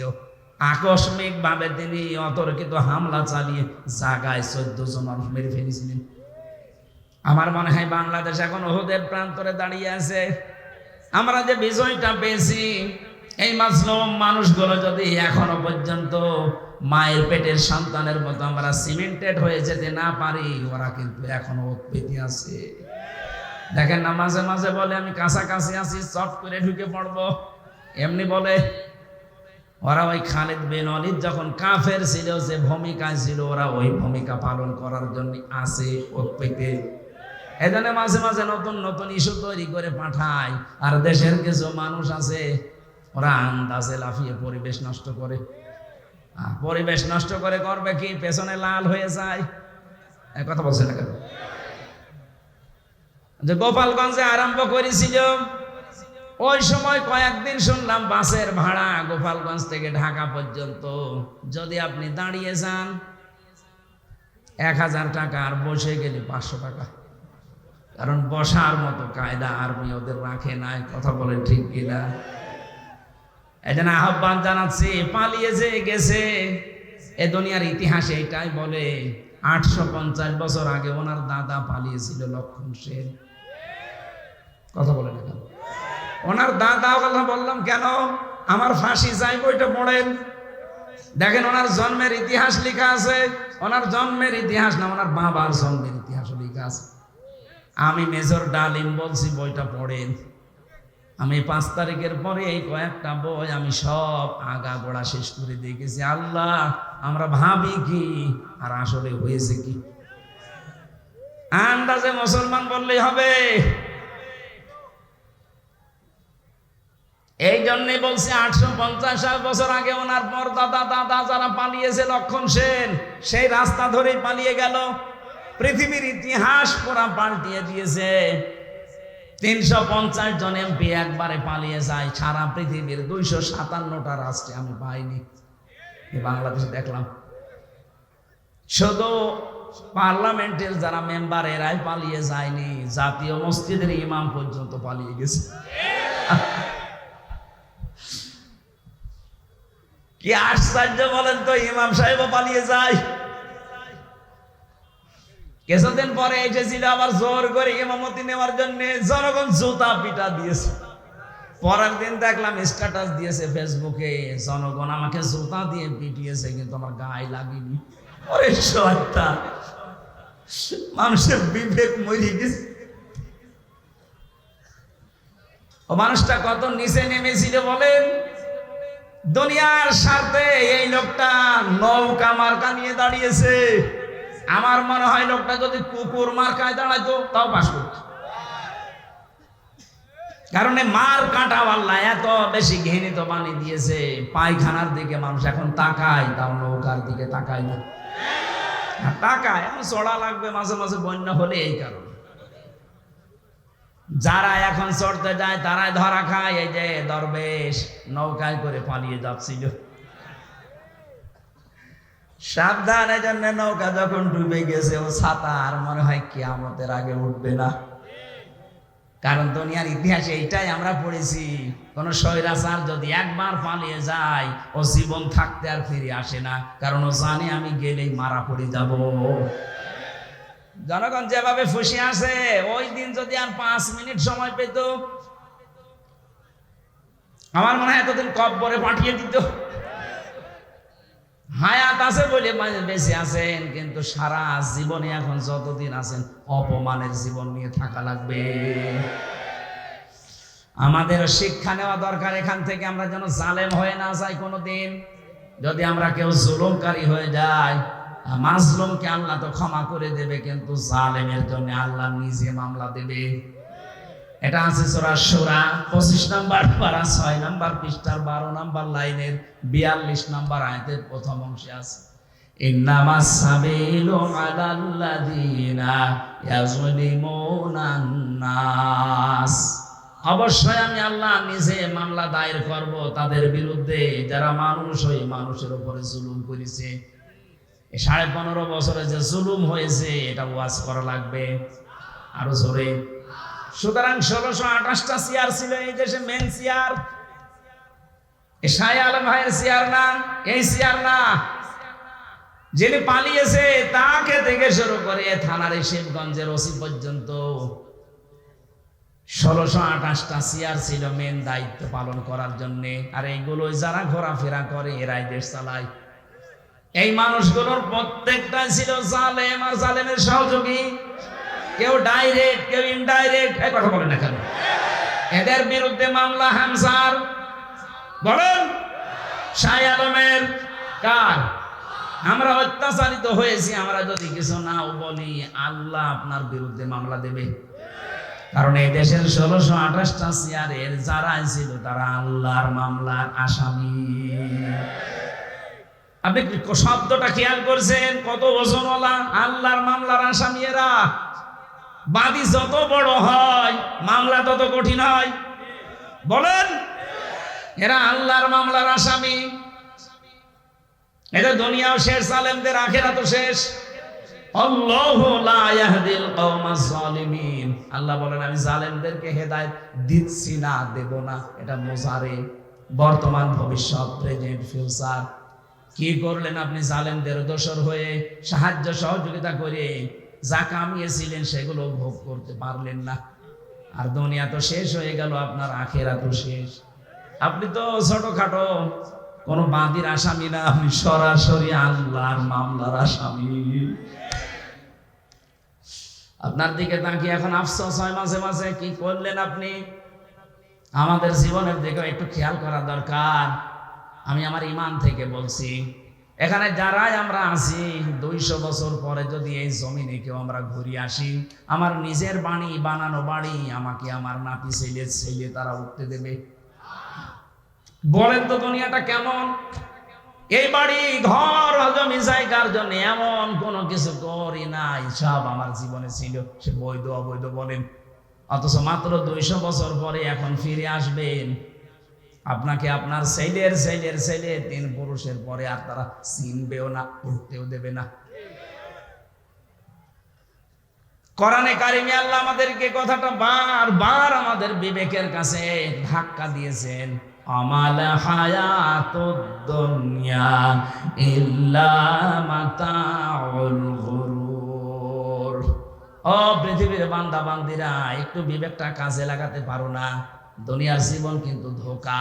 তোমার মা বাবাও ধোঁকা, সন্তান ধোঁকা, স্ত্রী ধোঁকা। দুনিয়ায় একটু ভান করে থাকো, দেখো চোখ বন্ধ করে, সব ধোঁকা ধরা পড়ে যাবে। সুতরাং আমরা যেন পাগলামি না করি কেউ। বিশাল ধোঁকা আমাদের সামনে যেটা দেখা দিচ্ছে এখনো আছে, এই ধোঁকায় পড়ে আমি আমার আখিরাত নষ্ট করতে পারি না। আমার আখিরাত যেন আমার সামনে 1 নম্বরে থাকে, এই দুনিয়া যেন আমার পেছনে থাকে। তাহলে আখিরাত যদি কেউ 1 নাম্বার বানায়, দুনিয়া আমার আল্লাহ তার কপালে যা আছে এমনি দিয়ে দেবেন। আমরা কি আখিরাত সামনে রাখতে রাজি আছি? বলেন বলেন। আমার এবার তেলাওয়াত কি তো আয়াত সূরা আরাফ 179 নম্বর আয়াত। আজকের আলোচনার বিষয় যেটা বলেছিলাম, নাম হচ্ছে বিবেক। নাম কি? এটা যাদেরকে আল্লাহ দিয়েছেন, এই বিবেক যাদের কাছে লাগে না, একেবারে অ্যাক্টিভ হয়ে মিশে যাবেন কোরআনের সাথে। আল্লাহ পাক বলেন, ওয়ালাকাদ দারানা লিজাহান্নামা কাসীরাম মিনাল জিন্নি ওয়াল ইনস। অধিকাংশ মানুষ আর জিন জাহান্নামে যাবে, এই জন্যই তাদেরকে বানিয়েছি। কে বলছেন? প্রশ্ন আসতে পারে, তাহলে আমার দোষ কি? অধিকাংশ মানুষ আর জিন যদি জাহান্নামে যায় তা আমার কি দোষ? হ্যাঁ, এখানে আল্লাহ তিনটি ইন্দ্রিয় শক্তির কথা দিয়েছেন। যাদের ভেতরে এই তিনটা আছে, যদি কাজে না লাগে সে জাহান্নামে যাবে, যার কাজে লাগবে সে জান্নাতি। একেবারে কাটছাট সহজ কথা। এক নম্বরে লাহুম কুলুবুল লা ইয়াফকাহুনা বিহা, যাদের কলব আছে কিন্তু চিন্তা ভাবনা নেই। এই যে আপনাকে বিবেক আল্লাহ দিয়েছেন, কিন্তু বিবেকটা আপনি কাজে লাগান না। বিবেক কাজে লাগাতে পারলে আপনি রাস্তা হারাবেন না, রাস্তা পেয়ে যাবেন। একেবারে গোড়াতে শিকড়ে আল্লাহ হাত দিয়েছেন আমাদের। হালাতা আলাল ইনসানি হিনুম মিনাদ দাহরি লাম ইয়াকুন শাইআম মাযকুরা। আল্লাহ পাক বলেন, হামজা একটু কি খেয়াল করো না, বিবেকটা কাজে আমার লাগে না, যে তুমি জন্মের আগে উল্লেখ করার মতো কিছু ছিলে না। আমার এই যে 33 বছর বয়স, এখন 34 বছর আগে হামজা নামে আমার বংশে যেহেতু কেউ ছিল না, আমার বংশে আমার এই রিয়াজ এবং ফিরোজা এই মাধ্যমে আমি দুনিয়ায় আসলাম। কেউ আলোচনাও কোনোদিন করেছে যে এখানে হামজা নামে একজন এসেছে? মাত্র 34 বছর আগে। আল্লাহ পাক আমাকে এটা স্মরণ করাচ্ছেন কেন? কারণ একটা দুর্বল জায়গায় আঘাত দিয়েছেন আমার। আমি তখন কিছুই ছিলাম না, নেই থেকে আস্তে আস্তে আমার আল্লাহ আজ হামজা বানিয়ে চেয়ারে বসিয়েছে। এখানে মা বাবার দায়িত্ব শুধু বিছানায় থাকা, বাকি যা করার কে করেছে? একটু বিবেকটা এদিকে কাজে লাগাতে পারেন না? আল্লাহ আমাদের একটা স্মরণের মাধ্যম দিয়েছেন এইভাবে, ফালিয়ানজুরিল ইনসানু মিম্মা খুলিক খুলিকা মিন মাইন দাফিকি ইয়াখরুজু মিন বাইনিস সুলবি ওয়াত তারাইব। মানুষকে একটু নজর করে দেখে না যে কি দিয়ে তারে বানালাম? বাবার স্ফলিঙ্গ দিয়ে দ্রুত গতিতে বের হয়ে যাওয়া পানিটা দিয়ে, যেটা একবার বের হলে শরীর থেকে গোসল ফরজ হয়ে যায়। যে পানির ছাড়া পৃথিবীর কোন মার্কেটে 4 আনাও দাম নেই। কথা বলেন না, কেউ ফিরিয়ে দিলেও আপনি নেবেন না। এরকম একটা না পাক দুর্গন্ধযুক্ত পানি দিয়ে আল্লাহ আমার অস্তিত্ব আরম্ভ করলেন। আল্লাহ পাক বলেন, এই পানিটা যখন মায়ের রেহেমের ভেতরে যায়, বাবার মাকে দিয়ে আমি আল্লাহ এই 2টা নাপাক পানি এক জায়গায় 4 8টা জিনিস বানাই। চুল, রগ, হাড় আর পর্দা, রক্ত, গোশত, চর্বি আর চামড়া। বিজ্ঞান ভিত্তিক আলোচনায় যখন তাফসীরগুলো আমি মিলিয়েছি, দেখেছি হ্যাঁ, এই 4 8টা জিনিস এক। আল্লাহ পাক বলেন, মানুষ বানাতে কমপক্ষে 13টা উপাদান লাগে। 13টা বিষয় এক জায়গায় না হলে দুনিয়ায় আপনি আসতে পারবেন না। আসলেও অপূর্ণাঙ্গ হয়ে আসবেন। 4 8টা নাই, আপনার মা আর বাবা 2জন একটা নিয়ে বানালেন, বাকি 5টা এখনো 13 হতে কয় লাগে? এই 5টা আমার আল্লাহ নিজের রব নামের কারণে দিয়েছেন। ওয়াজআলা লাকুমুস সামআ ওয়াল আবসারা ওয়াল আফইদা। আল্লাহ বলেন, শ্রবণ শক্তি, দর্শন শক্তি, বাক শক্তি, আকেল শক্তি আর ঘ্রাণ শক্তি। এর ভেতরে যদি একটাও তোকে কম দিতাম, দুনিয়ায় আসতে ঠিক কিন্তু অপূর্ণাঙ্গ হয়ে। যদি বাক শক্তি না দিতাম, কথা বলতে পারতে না। বিজ্ঞান এখন প্রমাণ করছে কয়েক ইঞ্চি জায়গায় মানুষে কথা বলে, এক একটা কথা তৈরি হতে 27টা ধাক্কা লাগে। কয়টা? আপনি কম্পিউটার ভেড়াবেন, আমি যা দেখিয়ে দিতে পারবো। 27টা স্তর পার করার পর একটা কথা তৈরি হয়। পৃথিবীর কেউ আপনাকে এই কথা বলার যোগ্যতা দেয়নি। দিয়েছে কে? দুঃখজনক হলো সত্য, এই 15.5 বছরে আল্লাহর এই বাক শক্তি জালেমরা কেড়ে নিয়েছিল। ওরা বন্ধ করে দিয়েছিল আমাদের কথা বলার যোগ্যতা। কথা বললেও বলতে পারতাম না। কথা বলে না কেন? কথা তো বলবো আমার মনে যেটা আছে, যেটা বৈধ কথা ওইটা, অথচ আমাদের কণ্ঠনালী চেপে ধরত। আমরা চাই কিয়ামতের আগে আমাদের এই বাক শক্তি কেউ যেন রুদ্ধ করে দিতে না পারে। কথা বলেন। আমার এই অধিকার আমার আল্লাহ দিয়েছেন, আপনি কেন বন্ধ করলেন? কোরআনে কারিমে আল্লাহ যত বড় বড় রহমতের কথা তিনি জানিয়েছেন, তার ভেতরে 4টার কথা সবচাইতে বেশি জানিয়েছেন। 1 নম্বরে আর রহমান আল্লামাল কোরআন খলাকাল ইনসানা আল্লামাহুল বায়ান। আল্লাহ পাক বলেন, আমি যে রহমান, আমার দয়া দেখতে চাও, পৃথিবীর সবচাইতে বড় দয়া কোরআনে কারিম তোমাদেরকে দেওয়া। লক্ষ লক্ষ নবী পাঠিয়েছিলাম দুনিয়ায়, কোন নবীকে আমি আল্লাহ কোরআন দেয়নি, তোমাদেরকে দিয়েছি। এটা আমার বড় নিয়ামত। এটাই শুধু না, আমি তোমাদেরকে মানুষ বানিয়েছি। মায়ের পেটের ভেতরে আমি আল্লাহ নিজে তোমাদের মানুষ বানিয়ে শেষ করে দেইনি, কথা বলার যোগ্যতা দিয়েছি। এই যে কথা বলতে পারা কত বড় নিয়ামত। এই আয়াতের ব্যাখ্যায় হাদিস এসেছে, বিশ্বনবী জানিয়েছেন, বিজ্ঞান তো বলেছে 27টা স্তর পার করা লাগে, নবীজি বলেছেন প্রতিটি স্তরে একটা একটা করে আল্লাহর ফেরেশতা বসে আছে, এর কাছে এভাবে সিরিয়াল আকারে দিতে দিতে সর্বশেষ আমাদের এই মুখের গর্ত দিয়ে একটা কথা আল্লাহ বের করে দেয়। ধাক্কা লাগে কয়টা? 27। বলেন বলেন। আপনাকে যদি এই শক্তিটা আল্লাহ বাক শক্তি না দিত, বাকি 4টা দিত, তাহলে আপনি আসতেন কিন্তু বোবা হয়ে কথা বলতে পারতেন না। আরে ভাই, এইটার জন্য তো কিয়ামত পর্যন্ত সেজদায় পড়ে থাকার কথা। দর্শন শক্তি আল্লাহ আমাদেরকে দিয়েছেন, আলাহুম আ'য়ুনুল লা ইউবসিরুনা বিহা।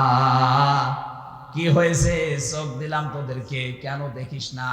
যেটা দেখার দরকার মানুষ ওইটা দেখে না, যেটা দেখা দরকার না, নিষিদ্ধ, ওইটার দিকে মানুষের ঝোঁক বেশি। বলেন, একটু কন্ট্রোল করা যায় না নিজেকে? আজ কত মানুষ নিজের বৈধ স্ত্রী বাদ দিয়ে পরকীয়া প্রেমে 180 মাইল বেগে লাইন চালাচ্ছে। নাকি এলাকায় শুরু হয়নি? নিষিদ্ধ বস্তু দেখতে দেখতে চোখের পর্দা কালো হয়ে গেছে। যেটা দেখা দরকার না ওইটা যদি কেউ বারবার দেখে, আমার আল্লাহ চোখের উপরে 2টা জিনিস দান করে, তার বৈধ জিনিসগুলোর প্রতি ঘৃণা জন্মিয়ে যায়। সেদিন একজন স্ট্যাটাস দিয়েছিল আমাকে, বলছে আমার বৈধ স্ত্রী কয়েক বছর সংসার করার পর একটা সন্তানও দিয়েছে, কিন্তু এখন আমার আর ভালো লাগে না। বাইরের মেয়ে লোক দেখলে খুব ভালো লাগে, আনন্দ লাগে। বললাম, এই রোগ থেকে মুক্ত হওয়ার জন্য 2টা পদ্ধতি আল্লাহ দিয়েছেন, ঔষধ। এখানে যাদের এরকম অভ্যাস আছে, নিজের জায়েদ স্ত্রী এখন আর ভালো লাগছে না, বাইরেরটা দেখলেই কেমন জানি আকর্ষণ তৈরি হয়, নাকি এলাকায় নেই? যদি এরকম মন মানসিকতা কারো তৈরি হয়, উলঙ্গ অর্ধ উলঙ্গ নাচ দেখলে আনন্দ লাগে, তাদেরকে আমি কোরআনে কারিমের ঔষধ 2টা বলছি। সূরা নূর 18 নম্বর পারা 12 নম্বর পৃষ্ঠা 7 নম্বর লাইনের 30 নম্বর আয়াত। তো বাড়ি যে আয়াতটা একটু তাফসীর করবেন। অকুল লিল মুমিনিনা ইয়াগুদ্দু মিন আবসারিহিম ওয়া ইয়াহফাযু ফুরুজাহুম যালিকা আযকা লাহুম ইন্নাল্লাহা খাবীরুম বিমা ইয়াসনাউন। বলেন আল্লাহু আকবার। আল্লাহ পাক বলেন, হে নবী, মুমিন পুরুষ যারা আছে এখানে তাদেরকে আপনি বলে দেন, তারা যেন তাদের চক্ষুকে নিম্নগামী করে রাখে পর স্ত্রী থেকে, পর নারী থেকে। 2 নম্বরে তাদের লজ্জা স্থানকে হেফাজত করে। প্রশ্ন আসতে পারে, 2টা কাজ করা অত সহজ? সহজ না। এই জন্যই তো আল্লাহ আপনাকে এত দামি বানিয়েছে। আপনার পরীক্ষা তো এই 2টাই। বিশ্ব নবী জানিয়েছেন 2টা গর্থের যদি কেউ আমাকে গ্যারান্টি দিতে পারে, আমি আল্লাহর নবী বলছি, তাকে আমি জান্নাতে পৌঁছিয়ে দেব। 1 নম্বরে এই মুখটা, 2 নম্বরে লজ্জা স্থান। এই 2টা গর্থ যদি সত্যিই কেউ হেফাজত করে রাখতে পারে, আল্লাহর দিকে তাকিয়ে একটা অনির্বচন সুখ আপনাকে আল্লাহ দান করবে। শব্দটা কি বললাম বলেন তো? অনির্বচন সুখ। এটা বাংলা, বাস্তবতা দেখাচ্ছি। এই যে সিল ছো মারে যখন পাখির বাচ্চাদের, মা পাখিটা তখন নিজের ডানাটা এভাবে বিছিয়ে ফল করে দেয়, এর নাম আরবিতে ওয়াকফিজ। আল্লাহ বলেন, ডানা এভাবে ডাউন করার পরে ফল করে দেয় যখন, শাক করার পরে যখন ফল করে তোমরা দেখতে পাও পাখির এই মরগুলো এত মোলায়েম, এত নরম, এত সফট, একটার সাথে আরেকটা যখন মিলে যায়, ডাউন করার পরে যখন ফল করে এর নিচে বাচ্চাগুলো যে একটা আনন্দ পায়, একটা সুখ পেয়ে যায়, ওদের মনে মনে এই চিন্তা, এই বিশ্বাস তৈরি হয় যে যেখানে আসি এখানে অন্তত দুনিয়ার কেউ ছো মেরে নিয়ে যেতে পারবে না। তখন ওরা কিচির মিচির আওয়াজ দেয়। বাংলাতে এদেরকে বলা হয় অনির্বচন সুখ। আপনি যদি সত্যি আল্লাহর ভয়ে আজকে আপনার এই চোখের যে গোনা আছে এটা বন্ধ করে দিতে পারেন, আপনার হৃদয়ের ভেতরে আল্লাহ আলাদা ভাবে একটা সুখ নিজে দান করবেন।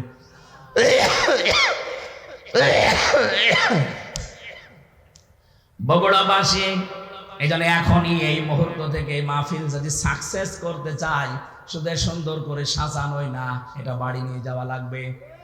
যাদের মোবাইলে এমন দৃশ্য তৈরি করা আছে ডিলিট করেন, যেটা নিচে দেখলে আনন্দ পান, অন্য দেখলে আপনার লজ্জা লাগে।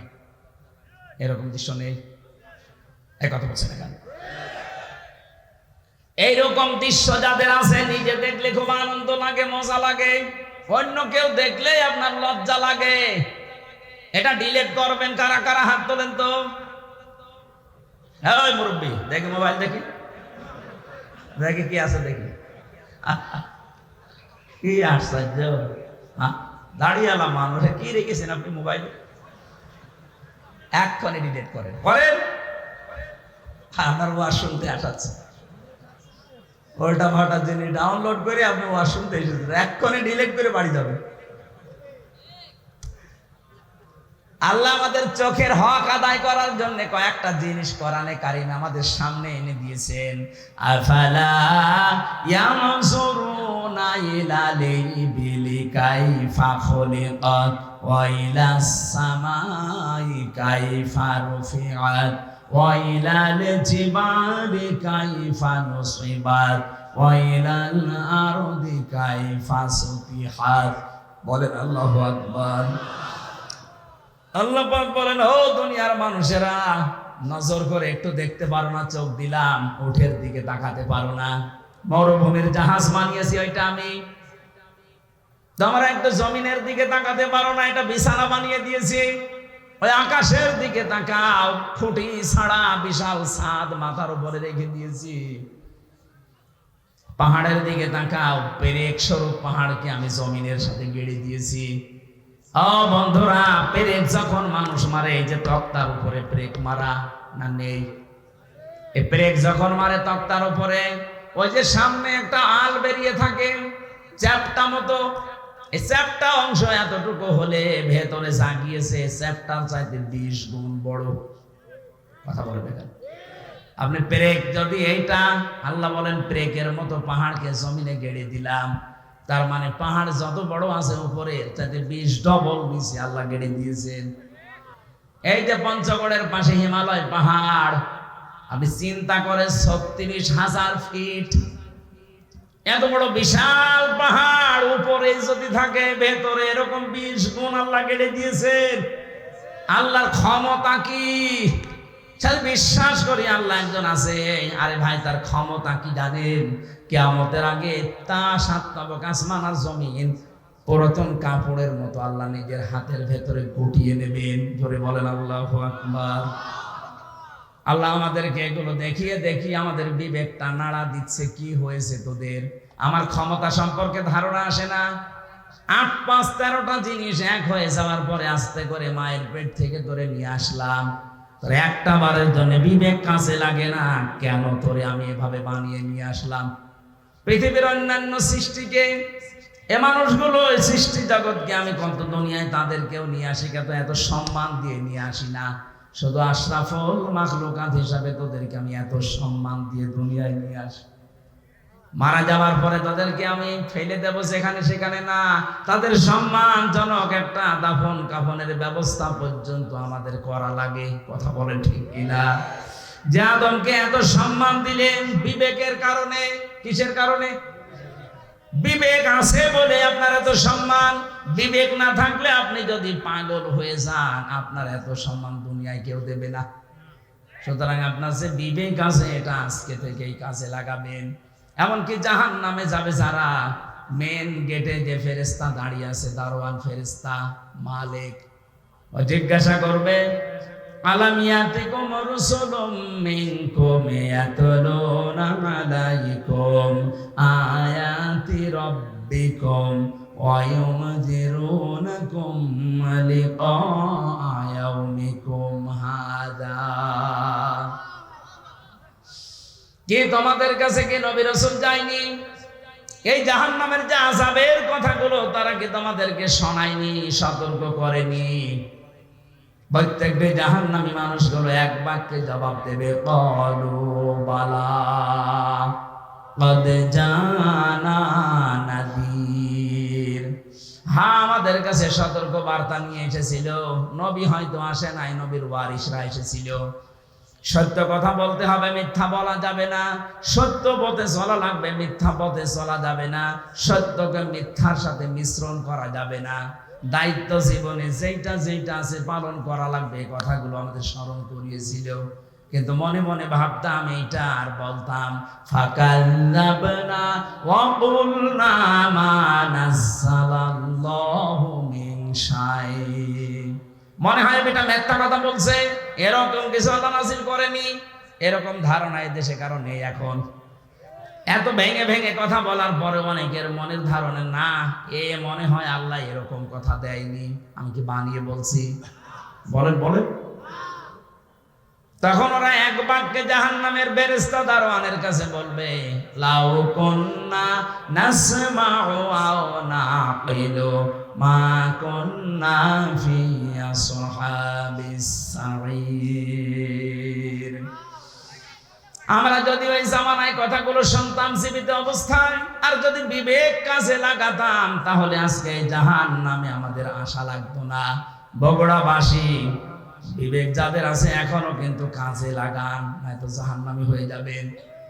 বিশ্বনবী মেয়েদের সম্পর্কে জানিয়েছেন, নেককার মহিলা আল্লাহর কাছে 4টা গুণ বিশিষ্ট নারী। 1 নম্বরে ইদা নাজারা ইলাইহা সাররাতুহু, যার দিকে স্বামী তাকালে স্বামীকে আনন্দ দেয়।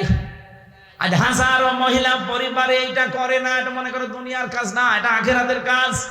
স্বামী বাইরে থেকে যখনই আসবে, আপনার কথাবার্তা দিয়ে, অভ্যর্থনা দিয়ে, ওয়েলকাম দিয়ে, ব্যবহার আচার দিয়ে, খেদমত দিয়ে, যেভাবেই হোক তার মনটা তরুতাজা করা লাগবে।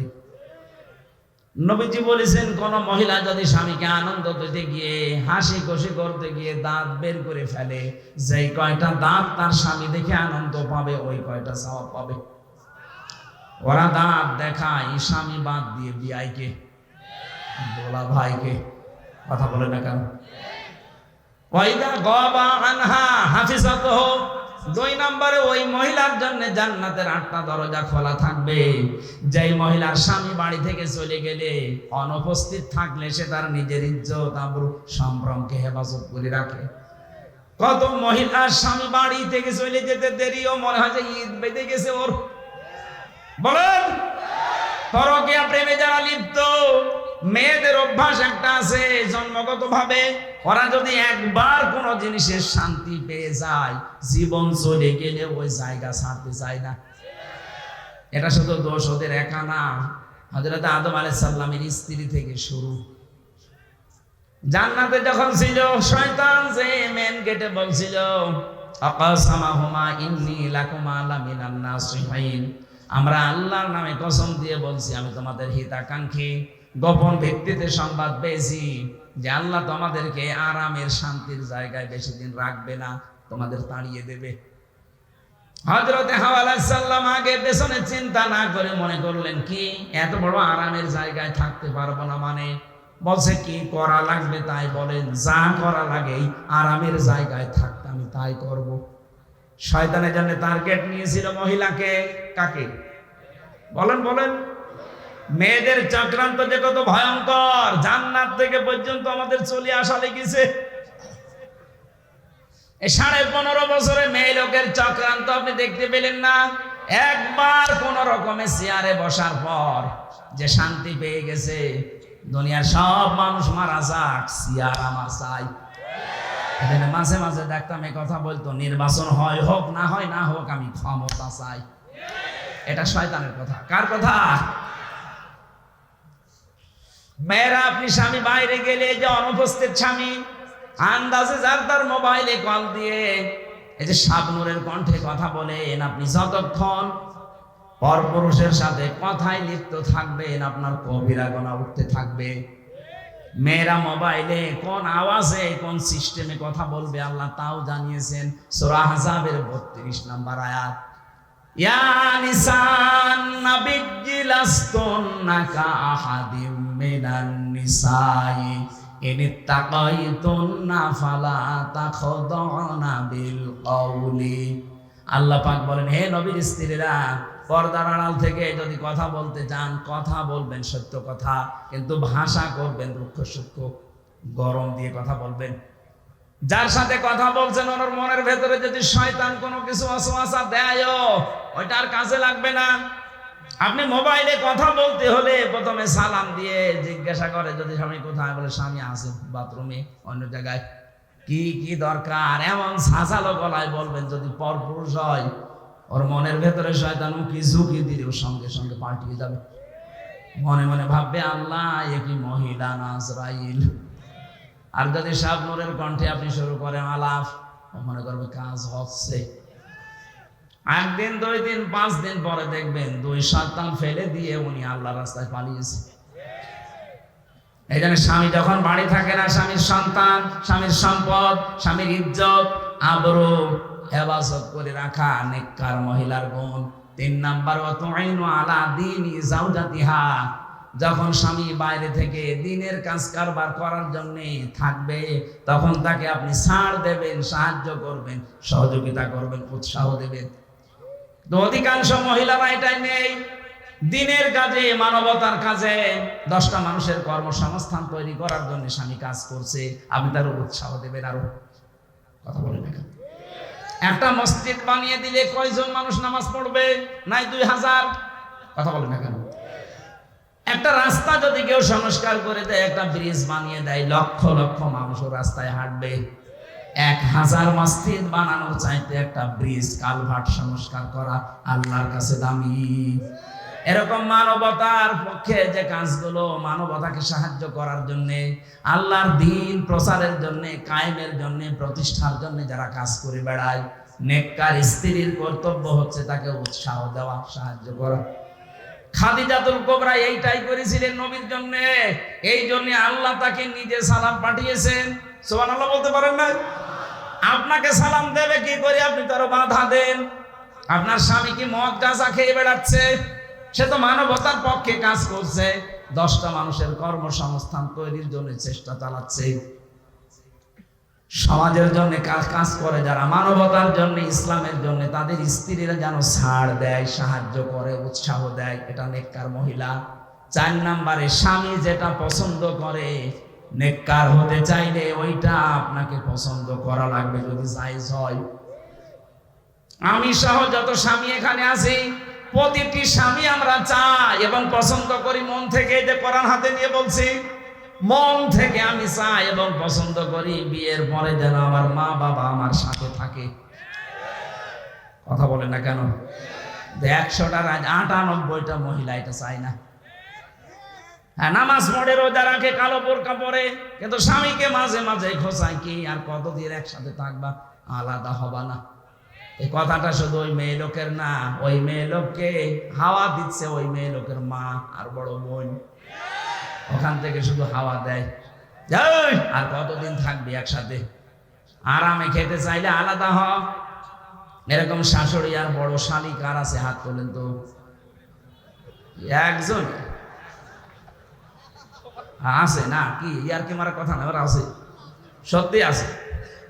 সম্মানিত মা বোনের, আপনি মনে করেছেন আমি নামাজ পড়ি, রোজা রাখি, কালো বোরকা পরে জান্নাত আমি পাবো না? পাবে কি? কে বলেছে আপনি জান্নাত পাবেন? জান্নাতে যেতে হলে আপনার স্বামী যেটা পছন্দ করে ওটা যদি জায়েজ হয়, আল্লাহর কসম আপনার কষ্ট হলেও মেনে নেওয়া লাগবে। এই যে কয়েকদিন আমি গিয়েছিলাম আগে নীলফামারী কিশোরগঞ্জ থানা, একটা বৃদ্ধাশ্রমে ঢুকলাম। কতগুলো মা আর বাবা বসে আছে, তাদের চোখের দিকে তাকালেই মনে হচ্ছে ওরা সন্তানের জন্য বরদোয়া দিচ্ছে। কত কষ্ট লাগে একটা সন্তান বড় করতে। যারা বাবা আছে জিজ্ঞাসা করে দেখেন, একটা ছেলে একটা মেয়ের পেছনে 25 বছর 22 বছর শ্রম দেওয়ার পরে তার বিয়ে দেওয়া হয়। আমার মনে হয় আমার এই ছোট্ট মেয়েটাকে নিয়ে আমি যে ঝামেলায় আছি, আমাকে নিয়ে আমার বাবা মা ঠিক এই ঝামেলায় ছিল। প্রতিটি মানুষের পেছনে তার মা বাবা ঠিক এইভাবে শ্রম দিয়েছে। অথচ লাইন ধরে এই লাইনে বাবা, এই লাইনে মা বসে আছে বৃদ্ধাশ্রমে, সবগুলোর সন্তানই আছে। এতে সন্তানগুলো নিজেরা বড় ধাক্কা সহ্য করতে না পেরে বৃদ্ধাশ্রমে মাকে রেখে গেছে। সূরা আরাফ পড়েছি। এই আরাফের প্রথম বাংলা অর্থ হচ্ছে আরাফ মানে প্রাচীর। আরাফ মানে, নবীজি বলেন জান্নাত আর জাহান্নামের মাঝে আল্লাহ একটা প্রাচীর দিয়ে রাখবে। কিছু মানুষকে আল্লাহ দাঁড় করিয়ে দেবে, ওদেরকে আল্লাহ জাহান্নামও দেবে না, জান্নাতেও দেবে না। সাহাবী প্রশ্ন করলেন, হুজুর জান্নাতে দেবে না কেন? নবীজি বলেন এরা আর যাই করুক মা বাবার হক আদায় করতো না, তাদের সাথে খারাপ ব্যবহার করতো। আজকে গতকালকে বগুড়াতে একটা ছেলে মাকে জবাই পর্যন্ত করে ফেলেছে।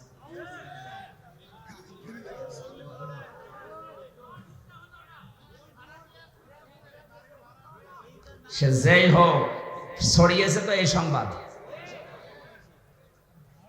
এটা যদি নাও হয়ে থাকে, এরকম জঘন্য কাজ বাংলাদেশ সহ বিশ্বে এখন অনেক জায়গায় হচ্ছে। নিজের মাকে পর্যন্ত জবাই করে ফেলতে পারে যে সন্তান। আমার মনে হয় আরাফ নামক প্রাচীর অলরেডি দাঁড়িয়ে আছে। সাহাবী বললেন, হুজুর ওরা জাহান্নামে যায় না কেন? বিশ্বনবী বলেন ওদেরকে আল্লাহ জাহান্নামে দিচ্ছে না, কারণ ওরা দুনিয়াতে দিন কায়েমের জন্য চেষ্টা করতো। সুতরাং আপনার জীবনের মেন টার্গেট বানাবেন আল্লাহর দিনকে করে জমিনে কায়েম করা যায়। সে যেভাবেই হোক, পদ্ধতি যদি এই দুনিয়াতে আল্লাহর পাঠানো সিস্টেমের বাইরে যায়, ওই পদ্ধতি মানা যাবে না, যেটা সিএমবিরা করে না। ইসলাম কোনদিন এই পৃথিবীতে জঙ্গিবাদ, সন্ত্রাসী, বোমা হামলা এটা সমর্থন করে নাই, করবেও না। এই পৃথিবীর ময়দান শান্ত রাখার জন্য আল্লাহর যে নিয়ম আছে, রাসূলের দেখানো যে পদ্ধতি আছে, এইটা অ্যাপ্লাই করে যদি কিয়ামত পর্যন্ত লাগে, দিন কায়েম না হয়, আপনার অসুবিধা নেই, আপনি চেষ্টা করার কারণে বেতন পেয়ে যাবেন। কথা বলে না কেন? আমাদের চেষ্টা থাকা লাগবে। কি করে? আলাহুল খালক ওয়াল আমর, এই জমিন আল্লাহ বানিয়েছে, কি করে আল্লাহর জমিনে আল্লাহর দিন এখানে দাঁড় করানো যায়। এটা আমি করতে পারলে ভালো, না করতে পারলো আমার লস নেই। আমার বিকাল 5টা মানে জীবনের শেষ দিনে আল্লাহ আমাকে বেতন দিয়ে দেবে, আর আমার বেতনের নাম জান্নাত। বেতনের নাম কি? এখানে আমাদের বিবেকটা আজকে আমাদের কাজে লাগানোর সময়। দুনিয়াতে যাদের বিবেক কাজে লাগে না, কোরআনের ভাষায় সূরা আনফাল 22 নম্বর আয়াত, ইন্না শাররাদ দাওয়াবি ইনদাল্লাহিস সুম্মুল বুকুমুল্লাযীনা লা ইয়াকিলুন। দুনিয়াতে যাদের বিবেক কাজে লাগে না, আল্লাহ বলেন হে নবী ওদেরকে মানুষের মতো দেখতে মনে হলো, ওগুলো জানোয়ারের চাইতেও খারাপ। আমি বারবার বলছি কেন শব্দটা? কারণ 15.5 বছরে যারা ছিল, একটারও বিবেক কাজে লাগে নাই। আমরা যদি বিবেক ন্যূনতম কাজে লাগতো, বিনা ভোটের এমপি হয়ে আপনি বুক ফোলাতে পারতেন না? আপনার লজ্জা করতো না? জনগণ আমাকে নির্বাচিত করে না, আমি পরিচয় দিয়ে করে যে আমি এমপি। আপনার বিবেক কোথায় গিয়েছিল? পুকুরে পোশাক করেছিল বিবেকে। সারা দুনিয়া ধিক্কার দিয়েছে 15.5 বছর, এরপরও মাটি কামড়িয়ে সিয়ার ধরে পড়ে আছে। আল্লাহ এত বড় লাথি দিয়েছে, এখন আদালতে নিতে গেল দেখি লাথি খায়। কয়েকদিন আগে ইনো একটা লাথি খেয়েছে না? শুধু ওরে না, যারা জালেম ছিল প্রত্যেককে লাথি দেওয়া দরকার। এগুলো তো দুনিয়ার লাথি, আখিরাতের লাথি পড়ে আছে। ফেরেশতারা ওদেরকে ফুটবলের মতো পিটাবে। জালেম আমরা কোনোদিন যেন না হয়ে যায়। আলাহুম আযানুল্লাহ ইয়াসমাউনা বিহা, যেগুলো শোনার তোমরা শোনো না। কি হয়েছে? কান দিলাম, শুনতে চাও না কেন? উলাইকা কাল আনআম, এই 3টি ইন্দ্রিয় শক্তি যাদের দিলাম, যারা কাজে লাগায় না, এই মানুষগুলো জানোয়ার। কে বলছে? বলেন বলেন। আপনি নিজেকে এবার নিজে প্রশ্ন করে দেখেন তো। আল্লাহ আপনাকে বিবেক দিয়েছে, চোখ দিয়েছে, কান দিয়েছে। যাদেরকে দেয়নি তাদেরটা বাদ দিলাম, কিন্তু যাদের দিয়েছে আপনি কি জবাব দেবেন? এক অন্ধ আমার সাথে খাবার খাচ্ছিল, এটা কুমিল্লায়। হঠাৎ থেকে বিদ্যুৎ চলে গেল, আমরা চিল্লা পাল্লা আরম্ভ করেছি। অন্ধ আমার হাত চেপে ধরে বলছে হুজুর চিল্লান। মাত্র 1.5 মিনিট 2 মিনিট কারেন্ট চলে গেছে, আপনি চিল্লাচ্ছেন। অথচ আজ 42 বছর আমার জীবনে কারেন্ট নেই। আল্লাহ যদি চোখটা সত্যি আপনাকে না দিত, কি হতো বলেন তো আপনার জীবনে? কত লাতি গোতা, কত মানুষের অপমান অপদস্থ সহ্য করা লাগতো। এই জন্য কাজে লাগান। এটা যদি দেখার শক্তি পেয়েছেন, শোনার শক্তি পেয়েছেন, বিবেকটা আল্লাহ দিয়েছে, পাগল বানায়নি। সত্যি যদি কাজে লাগাতে না পারেন, আপনি আল্লাহর কাছে জানোয়ার। আল্লাহ বলেন বালুহুমা দল, তার চাইতেও তুই আমার কাছে নিকৃষ্ট। উলাইকা হুমুল গাফিলুন। আর গাফেলের জন্য আল্লাহর বানানো বাগান জান্নাত নেই। মেয়েদেরকে যে 4টা কথা বললাম, যখনই স্বামী আপনার দিকে নজর দেবে, স্বামীকে খুশি করবেন। স্বামী বাইরে গেলে হেফাজতে রাখবেন নিজের লজ্জাস্থান, নিজের সন্তান, স্বামীর সম্পদ। 3 নম্বরে স্বামীকে সাহায্য করবেন, মানবতার কাজে, দিনের কাজে উৎসাহ দেবেন। 4 নম্বরে স্বামী যেটা পছন্দ করে, যদি জায়েজ হয়, কষ্ট হলে ওইটা সাপোর্ট করবেন। আল্লাহ মেয়েদের এই 4টা গুণ যদি অর্জন হয়, নবীজি বলেন জান্নাতের 8টা দরজায় আল্লাহ তার জন্য উন্মুক্ত করে রাখবে। আজকে আমাদের জীবনে আল্লাহ যেন পুরাটা সেট করে দেয়, বলেন আমিন। কিভাবে আল্লাহ বানিয়েছেন আমাদেরকে, আমি রেফারেন্স ছাড়া জেলখানায় বসে বসে বই তৈরি করেছিলাম। বাইরে এসে ওগুলো রেফারেন্স দিয়ে দিয়ে ছেড়েছি। ওই যে গাড়িতে আছে সৃষ্টি জগতের সূচনা, মেয়েদের জীবন সম্পর্কে লেখা আছে, ছেলেদের আছে। যাওয়ার সময় ওটা আপনার স্ত্রীকে, মেয়েকে, বউকে, ফুফুকে ওদেরকে উপহার দেবেন। ওই যে গাড়ি আছে মনে হয় গেটে আছে, ওগুলো যাওয়ার সময় নিয়ে যান। আজকের মতো কালকে যেহেতু অনুষ্ঠান আছে, আরো বড় মাওলানা আসবে, আজিজুল ইসলাম ভাই, আমি দোয়া করে শেষ করছি, ওটা যাওয়ার সময় নিয়ে যান। আল্লাহুম্মা আমিন। লা ইলাহা ইল্লা আনতা সুবহানাক ইন্নী কুনতু মিনাজ জালিমিন। রব্বুল আলামিন 2 দিন ব্যাপী তাফসীরুল কোরআন মাহফিলের প্রথম দিনে বগুড়া শিবগঞ্জের কিচকের এই মাটিতে আমরা হাত তুলেছি। যত মানুষ আমরা কোরআনের কথাগুলো এই 1.5 ঘন্টা পর্যন্ত শুনলাম, আমাদেরকে মাফ করে দাও। আলোচনা সওয়াবগুলো নবীজির রওজায় পৌঁছিয়ে দাও। মা বাপ যারা হারিয়ে ফেলেছে, আল্লাহ মা বাপকে ক্ষমা করে দাও। রব্বুল আলামিন বগুড়ার মাটি, মানুষের সন্তান, শহীদ রাষ্ট্রপতি জিয়াউর রহমানকে কবরে তুমি মাফ করে জান্নাত দিয়ে দাও। তার স্ত্রী অসুস্থ, আল্লাহ শেফায়ে কামিলা আজিলা নসিব করে দাও। তার ছোট সন্তান তার দুনিয়া থেকে বিদায় নিয়েছে, আল্লাহ তার ভাইয়ের কবরকেও জান্নাত বানাও। রব্বুল আলামিন শ্রদ্ধাবাদের বড় ভাই জনাব তারেক জিয়া, এই মাটির সন্তান, নির্বাসিত হয়ে আছে নিজের দেশ থেকে, কতটা বছর পাড়ি জমিয়ে প্রবাসে পড়ে আছে। আল্লাহ তাআলা সম্মানের সাথে, ইজ্জতের সাথে এ দেশের সন্তান এ দেশের মাটিতে ফিরিয়ে দাও। কোরআনে কারীম দিয়ে দেশ চলছে, এটা দেখে মরার সুযোগ করে দাও। মাহফিলের প্রধান অতিথি অধ্যক্ষ মীর শাহ আলম, আল্লাহ তাআলা এ নামের ভেতরে যেটা লুকিয়ে আছে, তাকে তুমি ওই জায়গায় পৌঁছিয়ে দাও। জনগণের খেদমত করার জন্য আশা আকাঙ্ক্ষা পেশ করেছে। তোমার ইলমে জানা আছে তার দ্বারা কি হবে, মানবতার কাজ হবে, ইসলামের কাজ হবে, তোমার জানা থাকে। আল্লাহ তুমি তাকে বিজয় করে দিও। সম্মানিত সভাপতি মাহফিলের যে 2 জন আলেম, আল্লাহ বিশেষ করে আমার আফসার ভাই, জনগণের দায়িত্ব তাকে দিয়েছিলে, সামনে যেন তুমি তাকে সঠিকভাবে দায়িত্ব পালন করার সুযোগ করে দিও। মা বোনদেরকে 4টা গুণে গুণান্বিত হওয়ার তৌফিক দাও। জালেমের জেলখানায় 3টা বছর বড় অসুস্থ হয়ে পড়েছি আমি, আল্লাহ আমাকে তুমি আগের অবস্থায়, স্বাভাবিক অবস্থায় ফিরিয়ে দাও। কোরআনের কথাগুলো সহজ সরল ভাষায় বলার মতো যোগ্যতা আমাকে ভিক্ষা দাও। এই এলাকায় মাটির নিচে কত মানুষ ঘুমিয়ে আছে, কোরআনের ইজ্জতে আল্লাহ তুমি মাফ করে দাও। জেলখানায় আমার পার্টনার শ্রদ্ধাভাজন বড় ভাই জনাব মিয়া নুরুদ্দিন অপু, আল্লাহ তার সন্তানের জন্য দোয়া চেয়েছে, ছেলেটাকে কবুল করো, তার শরীরকে তুমি সুস্থ রাখো। আল্লাহ বহু সাহায্য করেছে জেলখানার ভেতরে আলেমদের, আল্লাহ তাআলা এই ওসিলায় তাকে তুমি মাফ করে দাও। বারাকাল্লাহু লানা ওয়া লাকুম ফিল কোরআনিল আযীম। মরণ আসলেই যেন বলতে পারি লা ইলাহা ইল্লাল্লাহু মুহাম্মাদুর রাসূলুল্লাহ।